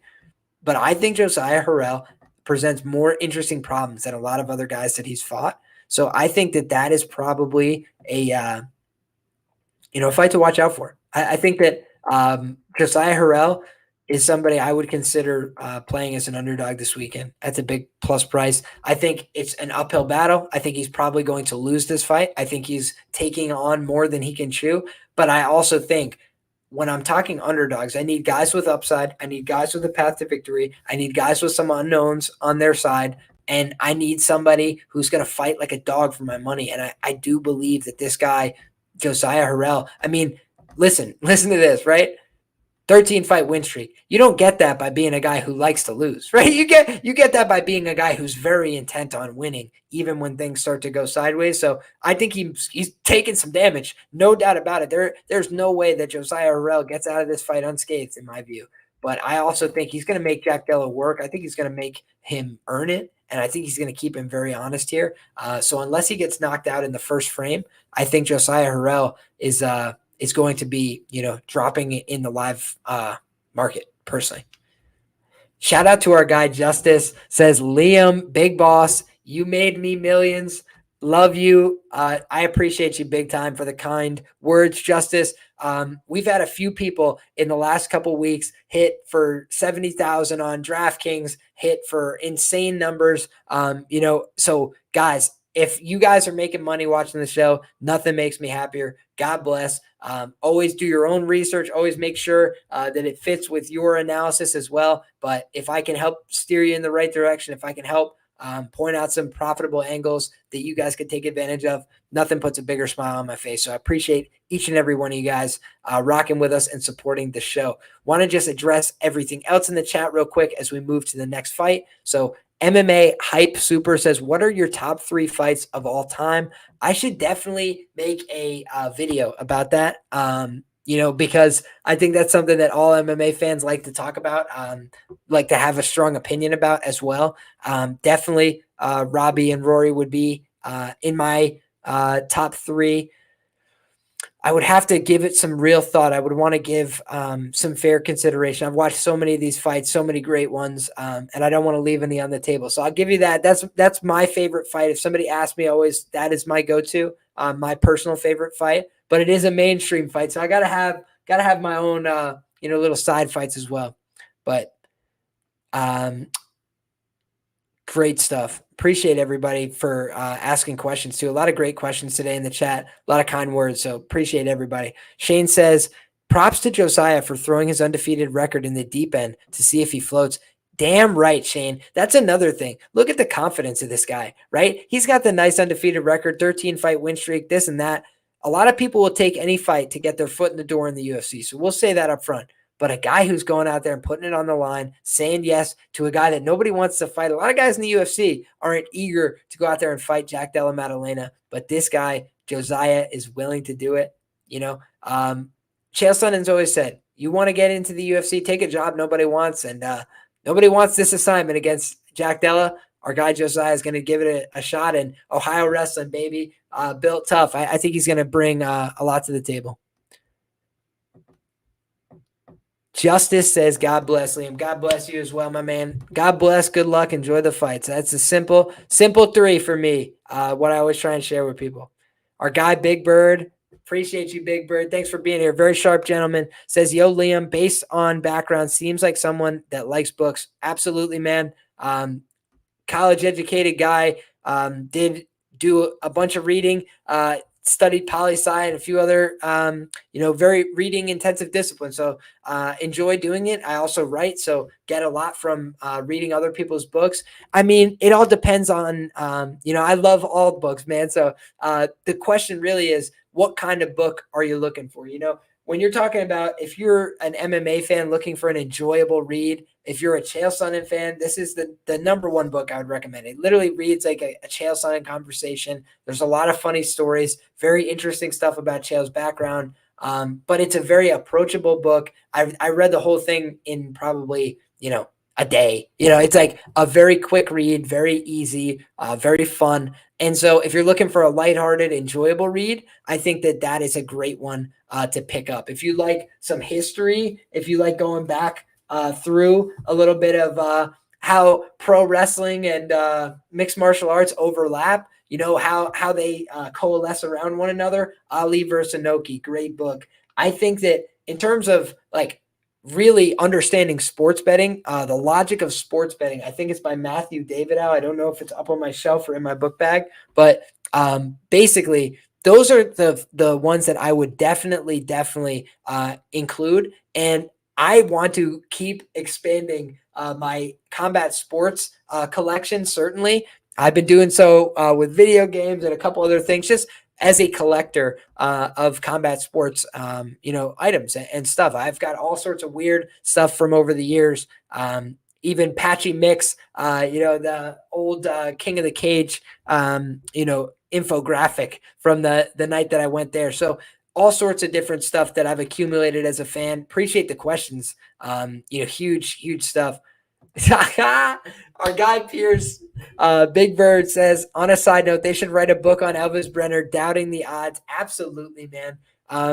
We said it on this show last week, that Elvis Brenner was just being disrespected by the odds. And my biggest regret and embarrassment about last week is that I didn't get to the pre-fight bet on Elvis Brenner. I kept just having second thoughts, second feelings, because there was so much, love on the on betmma.tips. It was basically the same amount of bets on Elvis Brenner and on Guram Kutateladze straight up. And so I was thinking to myself, man, like this is the kind of fight where, I don't want to get out over my skis. And, oh my God, take no prisoners. You're too kind, brother. I got to interrupt my own thought. Take no prisoners, $9.99 with the dono. We will always stop what we're doing to shout out a dono on this chat, and I truly appreciate it, my brother. He says Maddalena by decision, Lawler by TKO, Menefield by TKO. Oh, very nice. So we got 3 picks from my guy, Take No Prisoners. If you guys want to get a comment on the show, I'm always trying to engage with the chat, but easiest way to get my attention pops right up on the screen. Leaves me no doubt that somebody messaged as well. So great points from Take No Prisoners. That's what he's got. Shout out to our guy Big Bird. Says I need to add the Santino DeFranco memoir on the bookshelf. My man, if you're telling me it's a good read, that's it. I'm getting in. So that will be in the Amazon cart tonight. Appreciate you, brother. And if you guys have book recommendations, please drop them in the comment section below this video. I like combat books. I like books about other things too. So if you guys got those, you could drop those. But combat books especially, your favorite MMA, combat sports, any kind of combat sports video game, drop that in the comment section below as well, because I'm doing a little shopping today, blessing myself just a little bit and trying to up my combat sports collection. So if you guys have recommendations, I truly appreciate them from one fight fan to another. Thank you guys. And so Justice, for the last fight, I did say on the show last week, and I tweeted this out as well, that Elvis Brenner, I thought, was being disrespected by the odds. And I did think that Guram was going to win the fight. But if you look at my Roto Grinders decision, I actually picked Guram Kutateladze by split decision. And I said, let me pull up the article because I don't want to speak out of my tuchus, as they say. Let's pull up my article from last week's card. So I already owned my main event L. I did very well on the predictions last week, but the main event was so wrong that, that one really stunk up the joint. But let's pull it up here because we had this right in the write-up. Here we go. So straight from the write-up, guys, I'm going to read a quote. Kutateladze is at a massive athleticism edge in this fight, but his cardio is a bit suspect in round 3. Sound familiar? And his inactivity and inability to string together octagon appearances could tax him down the stretch if this fight gets extended. Brenner could succumb to the power punching or return fire at kicking range, but he is a scrappy, proven underdog being disrespected by the market. We have the effing receipts. Bang. So when I'm talking about this guy, Josiah Harrell. Again, I don't say it about every underdog. I don't say it about every dog every week. Weston Wilson, I did not give much of a chance. He actually surprised me going for that knee bar. I never thought that was going to be, an even somewhat competitive fight. So our guy Britu, I thought was the real favorite of the favorites. But when I'm talking about, a guy like Guram, who has never been a favorite in the UFC, who's 1-1 with split decisions all over the place, I just didn't feel like we had enough evidence to say Guram is minus 600 against Elvis Bernaire. Whereas we did see that Elvis Bernaire is a guy that has the ability to rally, to fight tough for the whole 15 minutes. He lost the second round in his first UFC fight, but he came back to win the third round against Zubair Tukhugov. That kid is being historically underrated, and I'm guaranteeing next time out, you ain't getting a plus 500 on Elvis Bernaire. Not one more time, baby. This guy is going to be shown a little bit more love and respect, you'd have to think, by his next time out. But let's get back to the action, guys. A lot of great fights to break down. So without further ado, we'll get into Yazmin Jauregui and Denise Gomes. And Yazmin Jauregui, huge prospect on the women's side of things. And I'm surprised to see them put her up against Denise Gomes here, because Denise Gomes is a fun fighter. And she went out there in her last fight and showed just how dangerous she could be when she finished Bruna Brazil, and she really put it on her in that fight. Just did a great job shutting down the larger fighter, beating her up, showing her aggression, and really getting after it with her offense. But prior to that, she got taken down, wrestled easily by Loma Lukbunmi. She fought to a competitive decision with Ryan Dos Santos, I believe her name is. Yeah, so I don't think that Denise Gomes is a bad fighter at all. I think she's a very solid fighter. But I also believe that when I look at somebody like Denise Gomes, I think of her as somebody that the UFC is trying to build up over time. They're trying to get her more experience. She's a Perane Vale product, but gosh, she's only 23 years of age. Think about it like Yazmin Lucindo. Very good prospect, very skilled, very talented, but so young, like 21 when she fought Yazmin Jauregui, who is the fighter that we're talking about for this weekend. So Yazmin Lucindo, again, it wasn't like she was a bad prospect. No, they've got great prospects, but they want to build them up. They get them some experience. They put them in with tougher girls. And in this case, I think the clear A side is Yazmin Jauregui. She's 24 years of age, but look how much experience. 10-0. And Yaz Jitsu is her name on Instagram. She's never lost a professional MMA bout, unlike her opponent, who's 7-2.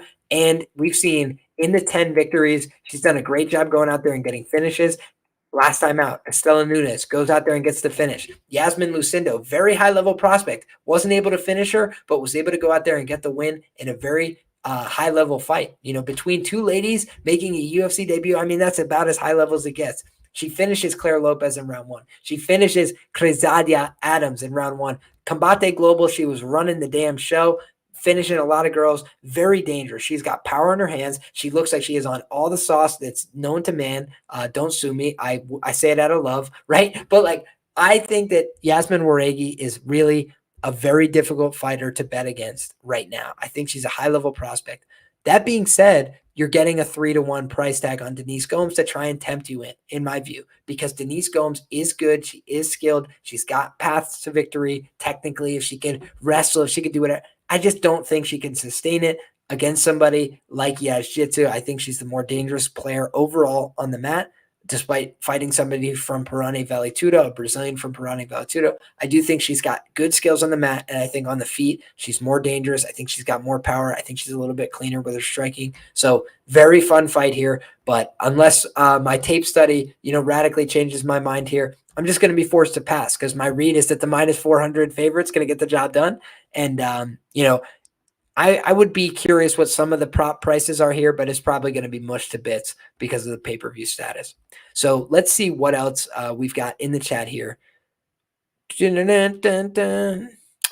We've got our guy Justice says, never missing your show in the future. That's very kind of you, brother. I appreciate that. Mark says, Liam shows are a must-watch for me every week. His MMA knowledge is very deep. Thank you so much, my man. Specialized knowledge. I've been a nerd for a long time, watched a lot of fights week in and week out, and on top of that, I train. I do jiu-jitsu. I wrestled for 10 years. So I've had a lot of time around combat sports, loving the game, especially on the grappling end of things. I feel like I have a pretty good eye for what I'm seeing. But on top of that, I've spent so much time watching these fights, learning, studying, taking notes, that I have developed a better understanding of the striking game as well over time. So I appreciate you guys talking all these fights with me each and every week. It's a blast. Our guy Stimmy OG says, you had me on Elvis plus 450. I think you had me on Grasso plus 600. I would never second guess you, even if it's a plus 1,000. Thank you so much, brother. We did hit Brian Battle by KO as well, plus 1,000, plus 1,200, I think it was, at the maximum price. So we've done a good job in this recent run, but like I say, it's always right back to work for me, and never letting our highs get us too high. We've done very well, higher ROI this year than we've produced in years past, sitting at about 11% ROI, but we've been keeping it much tighter this year. Smaller exposure. Last week, 3 bets. Kevin Lee, that one stunk, right? Terrible bet. But we also had our guy Ruzi Boev at plus 190, came through. Our guy Benoit Saint Denis plus 250 came through. Betting big underdogs isn't always going to come through. Sometimes you're not going to look like a genius, right? The Kevin Lee pick looked really silly in hindsight. But if you're willing to take risks, if you're willing to look foolish, if you're willing to put your neck on the line sometimes, then you can win, because underdogs do come through. 33% outcomes happen. It's like that is the mindset that you have to have. The question is it worth the investment? Am I getting an edge over the bookmaker? Is it a price worth taking? That's always the battle that we have to ask ourselves. But I'll tell you one thing, guys, you have to be right a lot less if you pick underdogs than if you pick favorites. When you pick favorites, you got to be right over 50% of the time by definition, right? Whereas if I pick underdogs, I could be picking underdogs at a 30% clip. But if they're wide enough underdogs, I could still make money. So from a mathematics standpoint, guys, that's what we always talk about on this show, is all the different ways you can make money. I don't criticize anybody for doing it a different way, but the way I found that is successful for me, I'm a contrarian at heart. So I look for underdogs. I try and position myself with multiple outs, and I try and find the best way to win. Sometimes it's in the prop market. Sometimes it's in the money line market, but that's how I attack this game. I'm tracked third party, betmma.tips. You can find my information as well in the Lab VIP, but that's what I do. And I appreciate the support. I appreciate the kind words, guys. It's a lot of hard work that goes into it, but it's also just, a willingness to be wrong sometimes. And a lot of people don't have that. They want to think, I'm Nostradamus. I'm right every time. I'm willing to be wrong, and that's what helps me win. Uncle Wheezy says, yo, what's up, Liam? Just finished streaming myself. Uncle Wheezy in the building. Absolute blessings. Friend of the show. Truly appreciate you, brother. And I hope you had a blessed stream, my man. Dropping knowledge on people's head top. Got to check that out as soon as I get off the air here. Our guy Lucid says, what would you predict the Aspinall and Tybura line will open at? If I had to guess, I would think Aspinall minus 200, Tybura plus 170, and I think it will move in Aspinall's direction. That's my personal opinion. I would not be surprised if it opened a little bit more aggressive on the Aspinall side, but I do think he will open the favorite here, and probably to a significant degree. Next up, let's see what other questions we got in the chat here. Brian Battle was plus 1,400 round 1 KO. Oh, hell yeah, Curtis Clark. I remember that's the highest bet I ever won. Hey, good stuff, brother. Justice says, any tips for me in 7 months white belt in jiu-jitsu? And I suck. Hey, Justice, I do have advice for you, brother. Stay the course. If you enjoy it, that's what matters the most. I would say it's a process, right? Learning to compete is a whole different skill set from learning jiu-jitsu. And for me, I had a lot of experience competing from wrestling. And so I made a very natural transition to jiu-jitsu because I'm willing and very conditioned, trained to compete for every position, to compete, for every situation. And a lot of jiu-jitsu players don't have that because they don't come from the same background.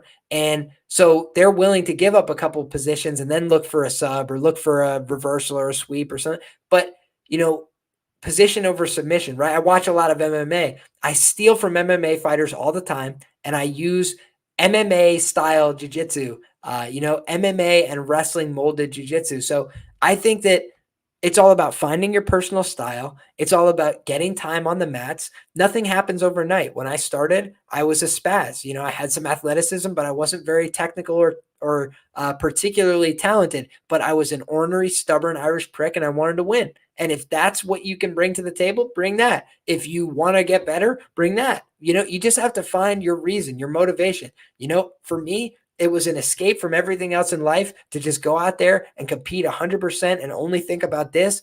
That was good for me. And so if that's good for you, then continue to pursue it, whether you're having success in the room or not. When I'm having success every day and nobody's ever tapping me and nobody's, taking my back and things like that, I might get the hell out of the room, because if you're the best person in the room, you can't get better. But if you're getting your butt kicked, that means you're still learning, growing, and getting better. And I got my butt kicked all the way through wrestling. I got my butt kicked still at jiu-jitsu. I got tapped by a brilliant, lighter weight purple belt over the weekend at Sunday comp class. And that's life. If you're not willing to get submitted, you'll never submit anybody. If you're not willing to lose, you'll never win. So it's the same thing here in betting as it is in jiu-jitsu, man. If you stink, make sure you track your results and keep getting better and keep staying the course. And that's all you got to do, brother. So keep on going. That's it. Trust yourself and have fun. Appreciate all the kind words here, guys. Colstein, commenter on the show, says, "What's good? Late night, Liam. Let's have a week." Absolutely. We got the pay-per-view, and we're ready to rock. You know, we've got a lot of great fights. We are still rocking and rolling. It's 1:26 local time, and I'm saying cheers. Coffee's up. We do not go to sleep when we're tired on this show. We only go to sleep when the job is finished.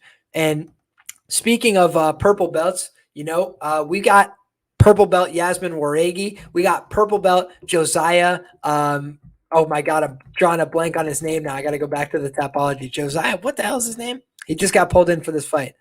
Josiah Harrell. I'll get better at it. Josiah Harrell. He's also a purple belt in Brazilian Jiu-Jitsu. So we got a bunch of purple belts on the scene on this card, and a bunch of them are trying to make their name known. So a lot of good fights, a lot of good energy. So many great people in the comment section today as well. So make sure, like my guy Naj says, hit the like button if you haven't already, and let's keep rocking and rolling. A lot of great things to continue to talk about here, because we've still got a light heavyweight fight between Jimmy Crute.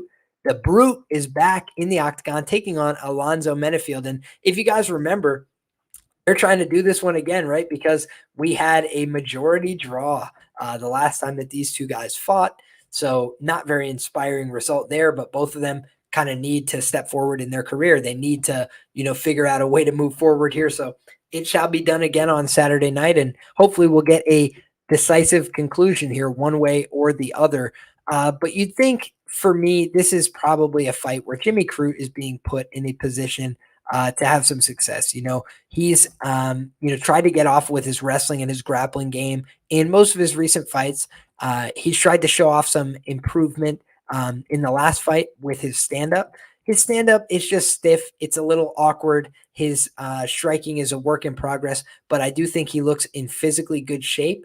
I'm a little bit concerned about the surgeries, the injuries. He broke his face, I believe, against Jamal Hill, which I did find mildly concerning. But I think Alonzo Menefield is very average. Let's go back and talk about Alonzo Menefield's UFC run. He has extreme athleticism. There's no doubt about that. But the Misha Serkinov fight, it tells me nothing. Misha Serkinov is just a very easy win for most guys in the division at this point. I don't mean to be disrespectful or disparaging, but I think that's fairly true and based on the evidence. Askar Mozarov is legitimately a fraud, right? Like, he has just been proven to be a fraud. Shout out to our guy, Wiz Does, a friend of the show as well, interviewed the guy and basically, helped in the outing process as well. So shout out to him. Shout out to our guy Justice, says, "Thank you, my brother." Shout out to our guy Bonnie Johnny, says, "You motivate me, buddy." That's the greatest compliment you could give me, my man. Let's all take it one bet, one breath at a time. That's it. Keep it simple here. That's all. But here's the real problem, right? The William Knight fight. God, jeez Louise. The William Knight fight. Alonzo Menefield lost that fight because William Knight attempted strikes in a round where no strikes had been attempted. Okay, so that is the biggest red flag for me. I don't trust his cardio. I don't always trust his decision making. I think he's got athletic upside out the wazoo, but he's also a guy who's not young, all things considered. He's 35 years of age. Jimmy Crute, I think, is significantly younger. Let's confirm that with the tail of the tape. 27 years of age. So the much younger guy here is Jimmy Crute. They're very similarly sized. And I really, really believe that Jimmy Crute is going to get takedowns in this fight in the early going. And I think that could tire out Alonzo Menefield enough to get the win here. So I don't feel very bullish about it. I'm not rushing to the window to lay Jimmy Crute. He did get absolutely flatlined in 4 punches by Jamal Hill, but my gut lean is that he wins this fight. Let's take a look. Jim Crute opened to -115 on Bet Online. He's now sitting at about a -122. So it's a pick 'em price, a little bit of tug of war going on in the market. I'm sure there's going to be money coming in on both sides here after that competitive fight last time. But I think our guy Pierce might be onto something here as well. Big Bird says Aussie showcase card. There's a lot of Aussie talent on the card, a lot of Oceanic region. And by the way, you always got to look at the UFC calendar. You guys notice that the UFC might be going to Sydney for a big pay-per-view later this year? Yeah, probably. So maybe they want a couple guys to be shined up for that event, coming off a big win. So they put a lot of different guys in big opportunities, and hopefully some of them come through. I think that's the idea behind the UFC's matchmaking here. And I do think Jim Crute is a guy that's shown flashes of brilliance. On one leg, he's easily taking down Anthony Smith, right? Like it was no big deal. So I do think he's got freaky athleticism at times, but he also shows really bad decision-making at times. So hard guy to trust at chalk, but does seem like this is a matchup that they're giving him back so he can go out there and get the win against the older fighter here. So should be a good fight though. Two fairly low-level guys. Our guy Jewish Better says, mad love for you, bro. Would love to train soon. Would be an absolute pleasure and an honor, brother. Always my pleasure to go on the mats. It's a fun place to be, and I get better every time I go out there. So this weekend was an absolute blast, man. One of the most fun comp classes I can remember. So I encourage you guys, if you've never tried it, go out there and try it. Worst thing that happens, you find out it's not for you, but I think it's for me, it's a brilliant experience every time. Great workout, and also just good for my mental clarity. I enjoy it. Next up, you guys know him. You guys love him. Tatsuro Taira. He's back, baby. One of my favorite prospects in the UFC. He is fighting at 130-pound catchweight against Edgar Chairez, and Edgar Chairez has been in UFC proximity for some time now. Lost on the Dana White Tuesday Night Contender Series last August against our guy Clayton Carpenter. Did pick Clayton Carpenter to get the win against Edgar Chairez. Also, Jesus Aguilar, who will be fighting on this card, submitted him via 5th-round guillotine choke. Some would call it the Jesus Aguilar special, the guillotine choke. But then he also has been submitted back in the day by Axel Ozuna in the 2nd round. He was decisioned by Alberto Trujillo. And I do not think he has terrible losses on his record. I kind of looked into the topologies of those guys. It seems like they've gone on to have some success. So I don't think he's a punk. I don't think he's a bad fighter at all. But when you've got 2 losses by submission and you're coming in and fighting a guy like Taira, that's a huge, huge, huge red flag, because Taira is money on the mat. He's dangerous as all get out. And Chairez has been taken down. He's given up some, easy takedowns at times. And Clayton Carpenter was able to get to his spots at times as well. And I think that, Tatsuro Taira is just a very dangerous guy to let grapple for any extended period of time. He's got a very, very good body triangle series. He's got excellent control. He's got dangerous transitions. He's got great body triangle access to, TKOs from the back, in my opinion. He does great job with his ground and pound. He's a phenomenal prospect. So I think that on the feet, Taira will have, a little bit of resistance here. I do think Chairez is not a punk. He will throw. He will try and get in his face. But I think that Taira actually has the bigger hands. I think he has the bigger power in his hands. So I think that this is a fight that favors Taira pretty significantly. The odds makers agree. Taking a look right now, -900 is the best available price according to our friends at OddsJam. I'm kidding, of course. -900, and then the comeback +700 on DraftKings Sportsbook here. So Oh boy, big wide line here for our guy Tatsuro Taira. Long gone are the days of minus 225, huh? When we were max betting it for 10 units at a pop.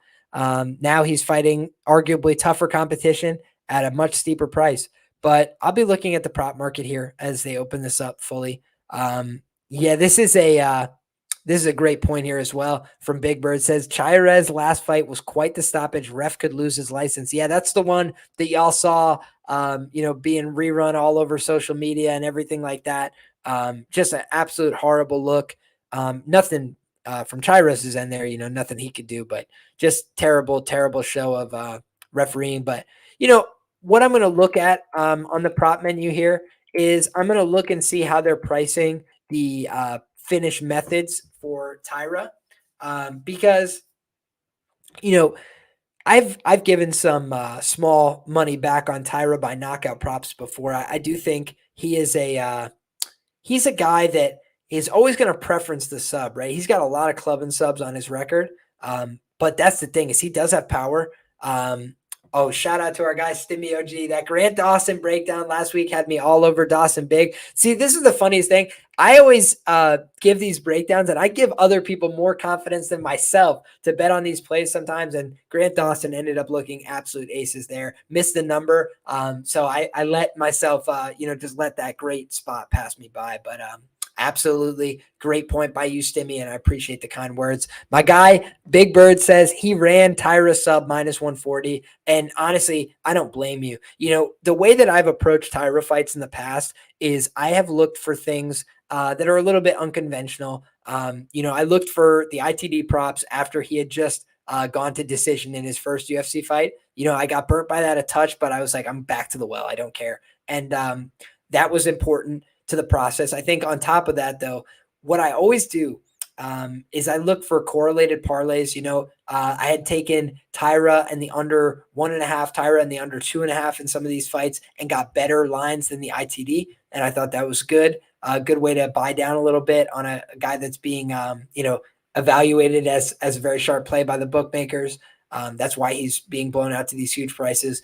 So I do think Taira is just a problem for this guy. And I do think he's probably going to end up submitting him, whether he hurts him or not. But I always find these Taira KO props like ridiculous when he's so favored to win the fight and, they're only preferencing sub and decision. I think Taira has big hands. I think he's got knockout power on the feet that people don't talk about. I think he's got a very fast left hand that people don't see coming, that blasts them, but also his ground and pound is sick. And I thought he was eligible to TKO, what's his name? I think it was Candelario, if my memory serves, from the back mount in the UFC. So Tatsuro Taira, he's the pick for me. Y'all knew that before the breakdown started, but I think it's going to be a fun one. I think it's probably not going to last more than 7.5 minutes, and I think Tatsuro Taira is going to get the job done once again.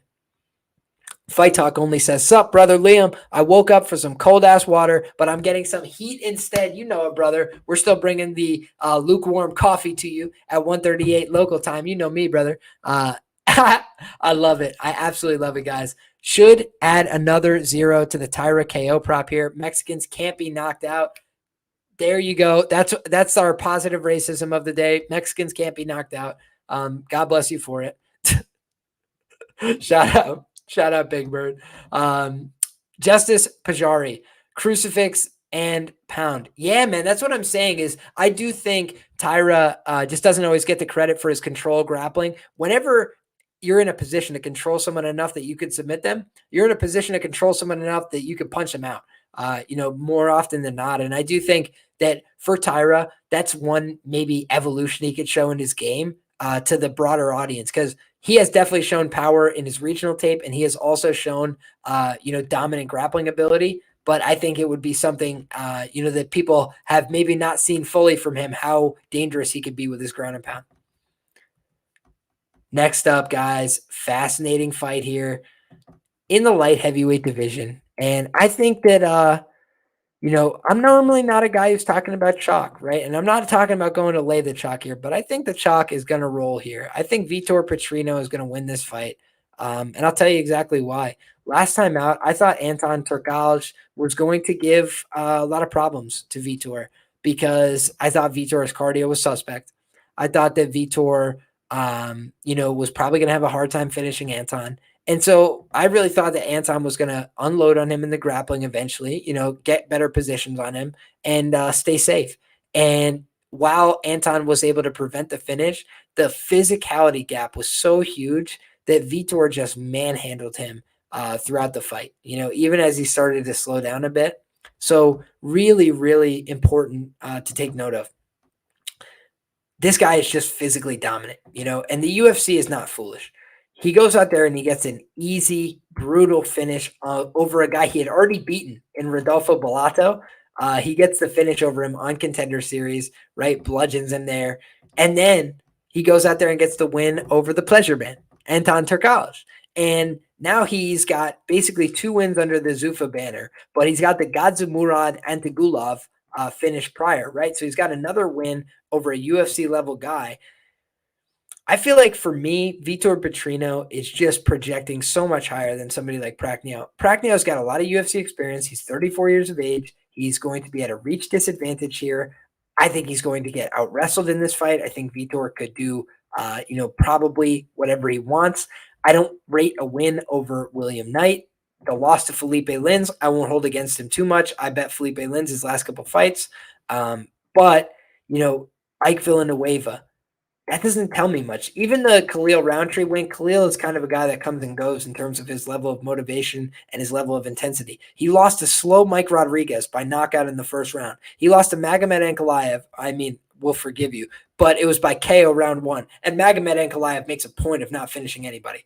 Sam Alvey lost to him by knockout in round 1. Marcin Prachnio, his chin is suspect, and he's going against a guy who's built like a Greek Hercules. I think it's going to be a Vitor Petrino vicious knockout in all likelihood. Let's take a look at what the prop market says here.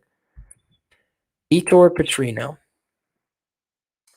It's minus 160 for him to win by knockout. I think that's very, very possible here. Petrino by sub is plus 900. I'll be curious to see what domestics open that up. It'll probably be over 10-1. I do not think that that's impossible here. I think he could definitely hurt Prachnio and submit him. I think we've seen his propensity to go for takedowns. Anton has some ground game. So interesting. Very interesting stuff. Shout out to my guy, Fight Talk Only. Put me on for real. The Timex box upside down.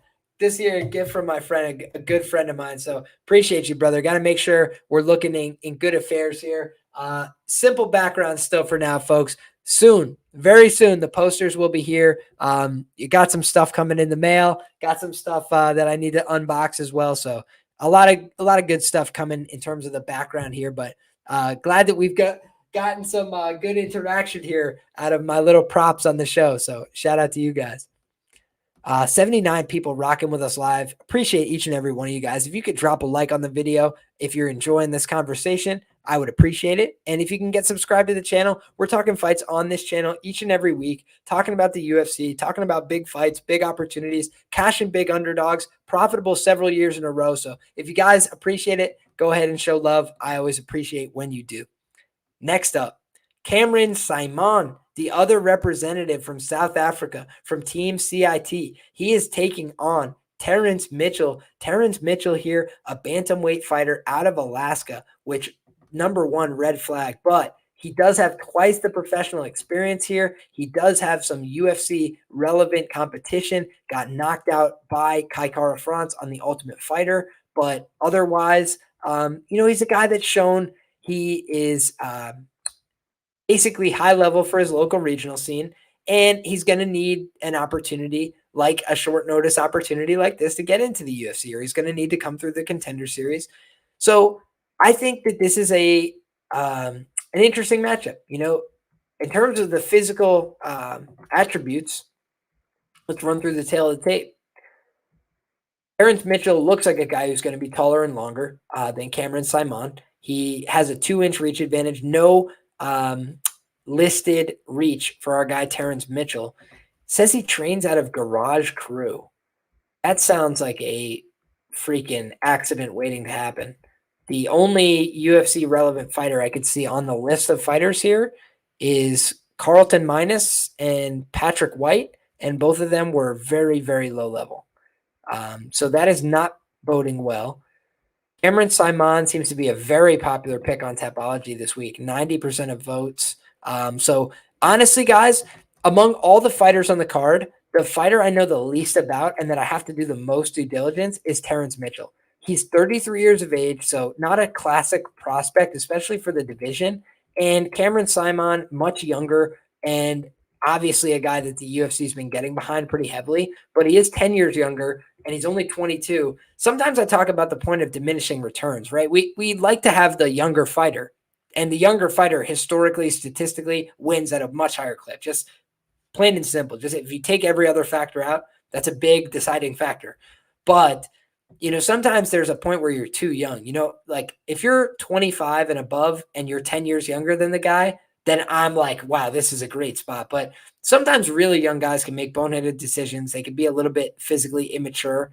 But my guy Pierce says, Saaiman Petrino parlay -155 trust. We fade Alaska FC. Brother, that is music to my ears. I know that you are a tape savage as well. So honestly, I just got to do my due diligence here on the Mitchell side to make sure.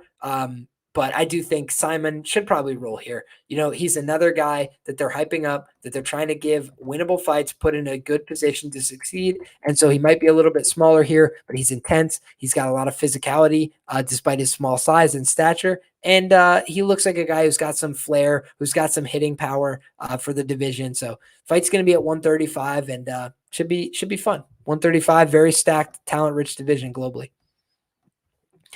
Next up, we've got a flyweight fight here, 125. We're rounding out the card here, guys. Getting to the, the stinkers, let's call them at the beginning of the card. But honestly, that just shows the depth that we're dealing with here. Cameron Saaiman, pretty legit prospect, going to be on the, third fight on the prelims. And then you're looking at, Kamwela Kirk, Esteban Ribovics, Shannon Ross, Jesus Aguilar. I mean, Shannon Ross and Jesus Aguilar sounds like it should be a fight on Contender Series, but Kamwela Kirk and Esteban Ribovics is a fair, curtain jerker. So I really think that this is a well-balanced fight card that has a lot of talent stacked throughout. So credit to the UFC where it's due. I don't always cheerlead the card, but when they deserve it, I'll give them some credit. I think this is a good card on paper. Is it worth, $70 or whatever the hell it is? Now that's for you to decide, folks, but I think that overall it's a good, well-balanced card by the UFC's modern standards. So let's talk about this fight. Shannon Ross and Jesus Aguilar. It seems like Shannon Ross is a very popular play this week. Would you guys agree with me in the chat? You guys can let me know if you think Shannon Ross is a popular play. Let me know, in fact, what you guys like. If you think Shannon Ross is the side, if you think Jesus Aguilar is the side. I kind of think gut level, Jesus Aguilar is the side. He went out there. He looked bad in his last fight, no doubt. But his last fight was against Tatsuro Taira, and nobody has really looked good against Tatsuro Taira in the UFC. Most people have lost, and I think he lost more quickly and clinically than some other guys. But you got to remember that fight was really like him attempting a guillotine, Taira eventually getting out. And by the way, so many guys are attempting this guillotine on Taira and then gassing out their arms and then getting finished. It's like Taira has now basically baited every opponent he's had into attempting a guillotine. He slowly passes the guard and then he works from there. So I think that, oh, wow, very interesting. Our guy says he liked Shannon Ross when he got him at plus 285. Holy smokes. Plus 115, people asking to lose. Brother, I could not agree with you more. So I honestly did not know that it opened that wide, but that makes sense to me. It's like Jesus Aguilar for me in this fight is more of a dog. He wants it badder. He's a tougher guy. And I think that he's scrappier. He's not as talented as some other guys in the division, but I don't think Shannon Ross is particularly talented. When I look at his skills, he's got some decent striking. He's got some decent footwork. He got absolutely cleaned up by Clayton Rodriguez. He got hit with the flying butt. Dude, by Clayton Rodriguez. That was not a good look. Vinicius Salvador, my guy, Vinicius Salvador, cashed me a bet there when he cashed and knocked him out. So Jesus Aguilar, maybe he's not going to knock him out, but Steve Erceg, another guy who's very talented, very skilled, went out there and submitted him easily in the first round. Went out there and got the takedowns that he needed to. So when I see all that, it suggests to me that Shannon Ross at 34 years of age in this division is in over his head. I just don't know that he's cut out for the UFC at this point. And you've got, on the other hand, a much younger fighter in Jesus Aguilar, who I think takes damage much better. My guy Pierce before was saying that he thought, you got to give some credit to the Mexican durability and the Mexican heart. That's what we got with Jesus Aguilar here as well. He's a guy who's very difficult to finish. And when he did get finished, he got finished by a triangle armbar. I mean, guys, if you guys don't do jiu-jitsu, if you don't care about grappling, that's fine. But go back and rewatch. If you just want to see art, go back and rewatch Tatsuro Taira finish Jesus Aguilar with that triangle armbar. Guys, it's textbook from setup to finish. It's clinical. It's perfect. It's beautiful. It's fantastic. And he had no idea what was happening. Jesus Aguilar in this fight should be the superior grappler. So I don't expect that outcome to be replicated here. So for me, the question is, can Shannon Ross keep it upright, not get hurt on the feet, and outstrike this guy, who I think is going to be around for the full 15 minutes? And for me, the answer is no. So I do not like Shannon Ross as the side here. I do like Jesus Aguilar. I do think he's going to hurt him to the body, and I do think he's going to submit him. So give me Jesus Aguilar by guillotine choke. I think he's going to get back in the win column here. J. Cole MMA says, LFG Liam, shout out to my brother there. Does some behind-the-scenes strategy work with me. Trying to get this YouTube off the ground. So appreciate my guy, J. Cole. Make sure you show him some love as well. Appreciate if you do. My guy, Nandalal says Ross was credible opposition for a Contender Series opponent. Yeah, and I agree, man. I think Ross was kind of envisioned by the UFC as a guy with a lot of fights, who's tough, who's as good as he's going to get, and he's going to go out there and put on a scrap. But his body is just starting to really give up on him, I think. We should note, of course, my guy Big Bird says, you must note Aguilar has the shortest reach in the UFC for men. He is a short king. There's no doubt about it. However, I do think he's going to be looking to wrestle and grapple aggressively in this fight. That would be my expectation. Let's go ahead and take a look at UFC stats here as well. Make sure we incorporate some data points here. Shannon Ross may have the worst striking statistics I've ever seen for somebody through 2 UFC fights, landing 6.57 significant strikes per minute at a 37% accuracy while absorbing 8.99 significant strikes per minute. Terrible, terrible, terrible. Meanwhile, for Jesus Aguilar, absorbing 0.92 in a terribly small sample size while landing 1.6. So a little bit better numbers on very low volume and activity, but he's only at a 4-inch reach disadvantage here. Despite having that short reach, like you mentioned, he is only going to be at a 4-inch reach disadvantage here, 2-inch height disadvantage. But what I think will be an advantage here is that Shannon Ross, I don't think, is good at stopping takedowns. And I also believe that what's going to happen in this fight more often than not is Jesus Aguilar is going to be the shorter man who's closer to his opponent's hips, and he's going to be able to grab double legs and single legs a little bit easier. So I think Aguilar is going to get takedowns and, potentially land big shots and hurt Ross as well. I just like him way better as the tougher fighter in this matchup. But I wish everybody the best of luck. I have no bet on the fight. I'm honestly hoping it just continues to go one way. I would love to, if there's plus money on Aguilar, take my money. I'll be wrong. Pay me to be wrong. But the day I see Shannon Ross as a favorite in the UFC is the day that they'll have to take my money to find out. MMA Ricky says, Liam, that dude. Shout out, my brother. Appreciate you being here. Justice says the same. Liam, my man. I appreciate each and every one of you guys. Thank you all so much for being here. It's an absolute honor. And as we round it out to 2:00 in the morning, let's talk through this last fight on the night, guys. Camwella Kirk coming back, taking on Esteban Ribovics. And these are two guys that need a win, right? Both coming off a loss their last time out. Damon Jackson made, Camwella Kirk look not so good in his last fight, right? Kind of audited him with the grappling, proved to be better in that realm of fighting. Whereas, Esteban Ribovics gave up some takedowns, kind of got audited there by Loic Radzhabov. And we did say on this show, again, hate to point back to previous content, but I like to be consistent. So we'll tell you when we get it wrong. We'll tell you when we get it right too. And, we did tell you that I thought that Loic Radzhabov was not the side. He's a very popular underdog when he was taking on what is our guy's name from Fenn organization? Oh my God, I'm drawing a blank. What the hell is his name? Mateusz Rzubecki. People say that I am Mateusz Rzubecki. I'm his doppelganger. So I should know my own name for Christ's sakes, but I didn't remember it. In any case, Loic, got steamrolled in that fight. So obviously there's a ceiling to his game, but he struggled to make weight in that fight. And he was a big guy. He was offering a lot of takedowns on Esteban Ribovics. And that's something that we got to pay attention to, because Esteban really didn't seem to be the most well-versed grappler for the UFC level, and he got a win over Thomas Paul in the Contender Series. That's an okay win, but it hasn't aged that great. So I don't know exactly what to make of Esteban Ribovics. He's kind of an unproven Argentinian prospect. He's at a 6-inch reach disadvantage here, 75 inches for Kirk compared to just 69 for Ribovics. So he's kind of got that T-Rex reach. He likes to throw a little bit in tight.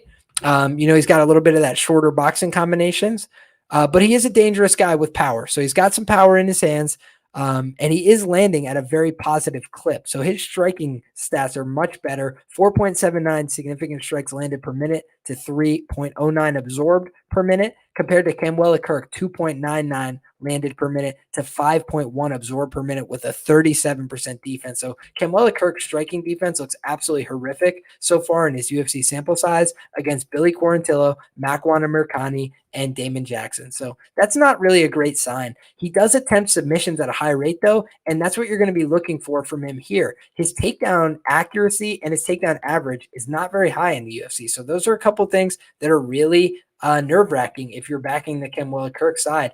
But I do think we saw enough flaws in Ribovics' takedown defense at 47% to think that he could give up some spots here. He gave up 11 takedowns to Loic Radzhabov. And the one thing I pointed out about Loic was that's an indictment. It's an indictment of you if you get 11 takedowns. Unless your name is Merab Dvalishvili, you don't get tired at all, and you can continue that pace for 5 rounds. Unless you could do that, then taking people down for show is really stupid and tiring, and it's not a good idea. And that's kind of what Loic did there, and started to gas himself out really bad in round 3. And I don't think that really good grapplers will do that. So I think if Camuela Kirk is getting him down, he's going to be trying to keep him down. He's going to be trying to lock up a body triangle. He's going to be trying to establish position. So I think, I think that this is a great point for my guy, J. Cole. He says both Damon and Billy Q make Ribovics look like an amateur. That is probably true. And Justice says Makwan is a beast, in my opinion, before his tobacco lungs quit. Yes, man. We've talked about this many times with Makwan. He's got cigarette cardio, and that's one of the things we love about him. But it's also one of the things that will hold back your UFC career, right? And we know that. But here's something else that I always like to point to. We like to point to the UFC and what they're thinking about. I've talked about fights before that they've rebooked. They've gone out of their way. Why would they go out of their way to rebook this fight? They rebooked this fight. This fight was supposed to take place as the UFC debut for Esteban Ribovics. He was supposed to fight Camuela Kirk at UFC 285, and Camuela Kirk withdrew. They brought in Loic on short notice, and Loic beat their guy. So that was not the UFC's ideal plan. They wanted Esteban Ribovics against Camuela Kirk, and they are making sure that it is so. They're putting it on a pay-per-view, and it's a pay-per-view that is headlined by 2 Latin American stars. They have another Latin American guy on the preliminary card here in Esteban Ribovics, El Gringo, the Argentinian. So for me, I think that Esteban is a interesting, fighter this weekend. He's a fighter to watch this weekend to see just how good he could be. I'm surprised slightly to see him favored here, but I think it's just how bad Camuela Kirk looked in his last fight. And the fact that he got finished there, where Esteban was able to tough it out in some bad positions, gave up 11 takedowns, and was able to dig it through. So shout out to MMA Ricky. Says the Makwan live fade is my fave bet of all time in this game. I believe he's out of the UFC, unfortunately, but hopefully he gets his way back so you can find your way to another fade spot. But overall, guys, that's the thoughts. We're just under 2.5 hours here. So Oh, good point from our guy Pierce. Says Kirk was really sick the Damon fight the night before. So maybe Camuela Kirk at these plus odds is being undervalued.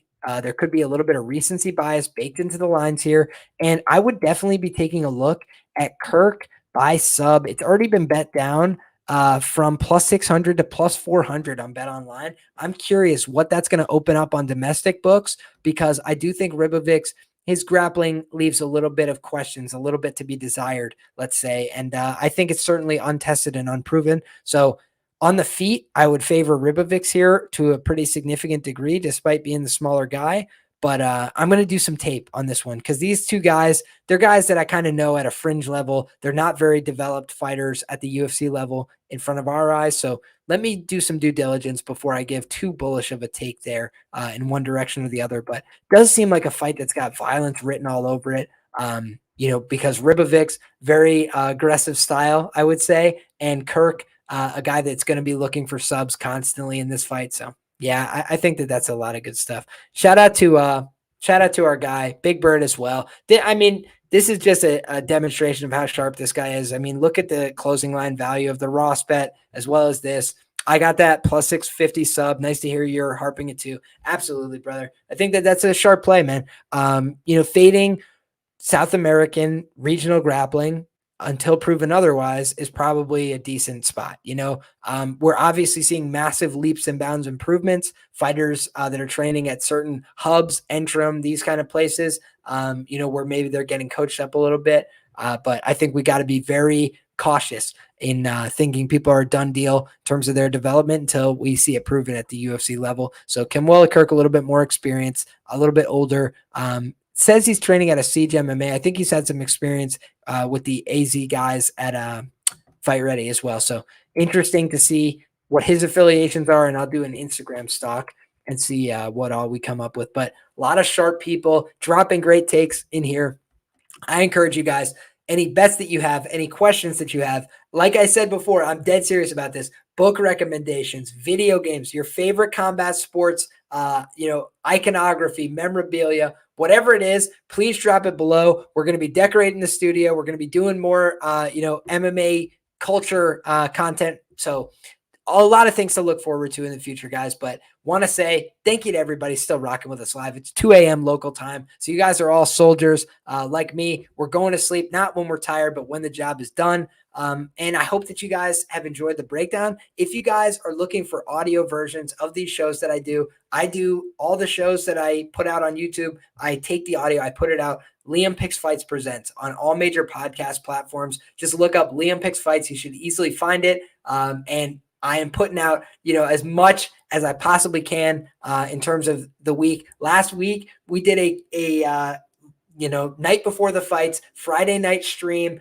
with my guy, MMA Jewish Better, and we absolutely crushed it with a lot of our reads there on the show. So just trying to get more and more content to you guys, trying to be more interactive along the way, because I appreciate the support. I enjoy having these conversations with you guys. Shout out to my guy, Narco Cop, friend of the show, says without the chat, there would be no shows like this. And it's obviously true. I am a fight fan first, and I appreciate that there's so many fight fans willing to rock with us at this hour of the night, willing to talk through all these bets, willing to try and find the sharpest angles, because we've never met a bookmaker with a part-time job. So we got to use our intelligence. We got to use our resources wisely. We got to help each other along the way. This show has been free for years. It will always be free on this platform. If you want to go deeper, if you want to find more information from me, I go to psychotic levels. I have, pages and pages and pages of notes, fighter profiles, information on a weekly basis, making documents myself about the A-side social media, about how people have performed in their odds range. Every data point that I think is important to capping MMA fights, I put in your hands as well. So you guys can find more information in the description box below. If you enjoyed the show, you could find more from me on social media at Liam Picks Fights. Find me everywhere. Find the podcast. Show love. God bless you all. Enjoy those fights. And until Thursday, when we come back for Bets and Banter, make sure that you guys have a great night. Come back next time. We'll have all the same fun again. Take care, everybody.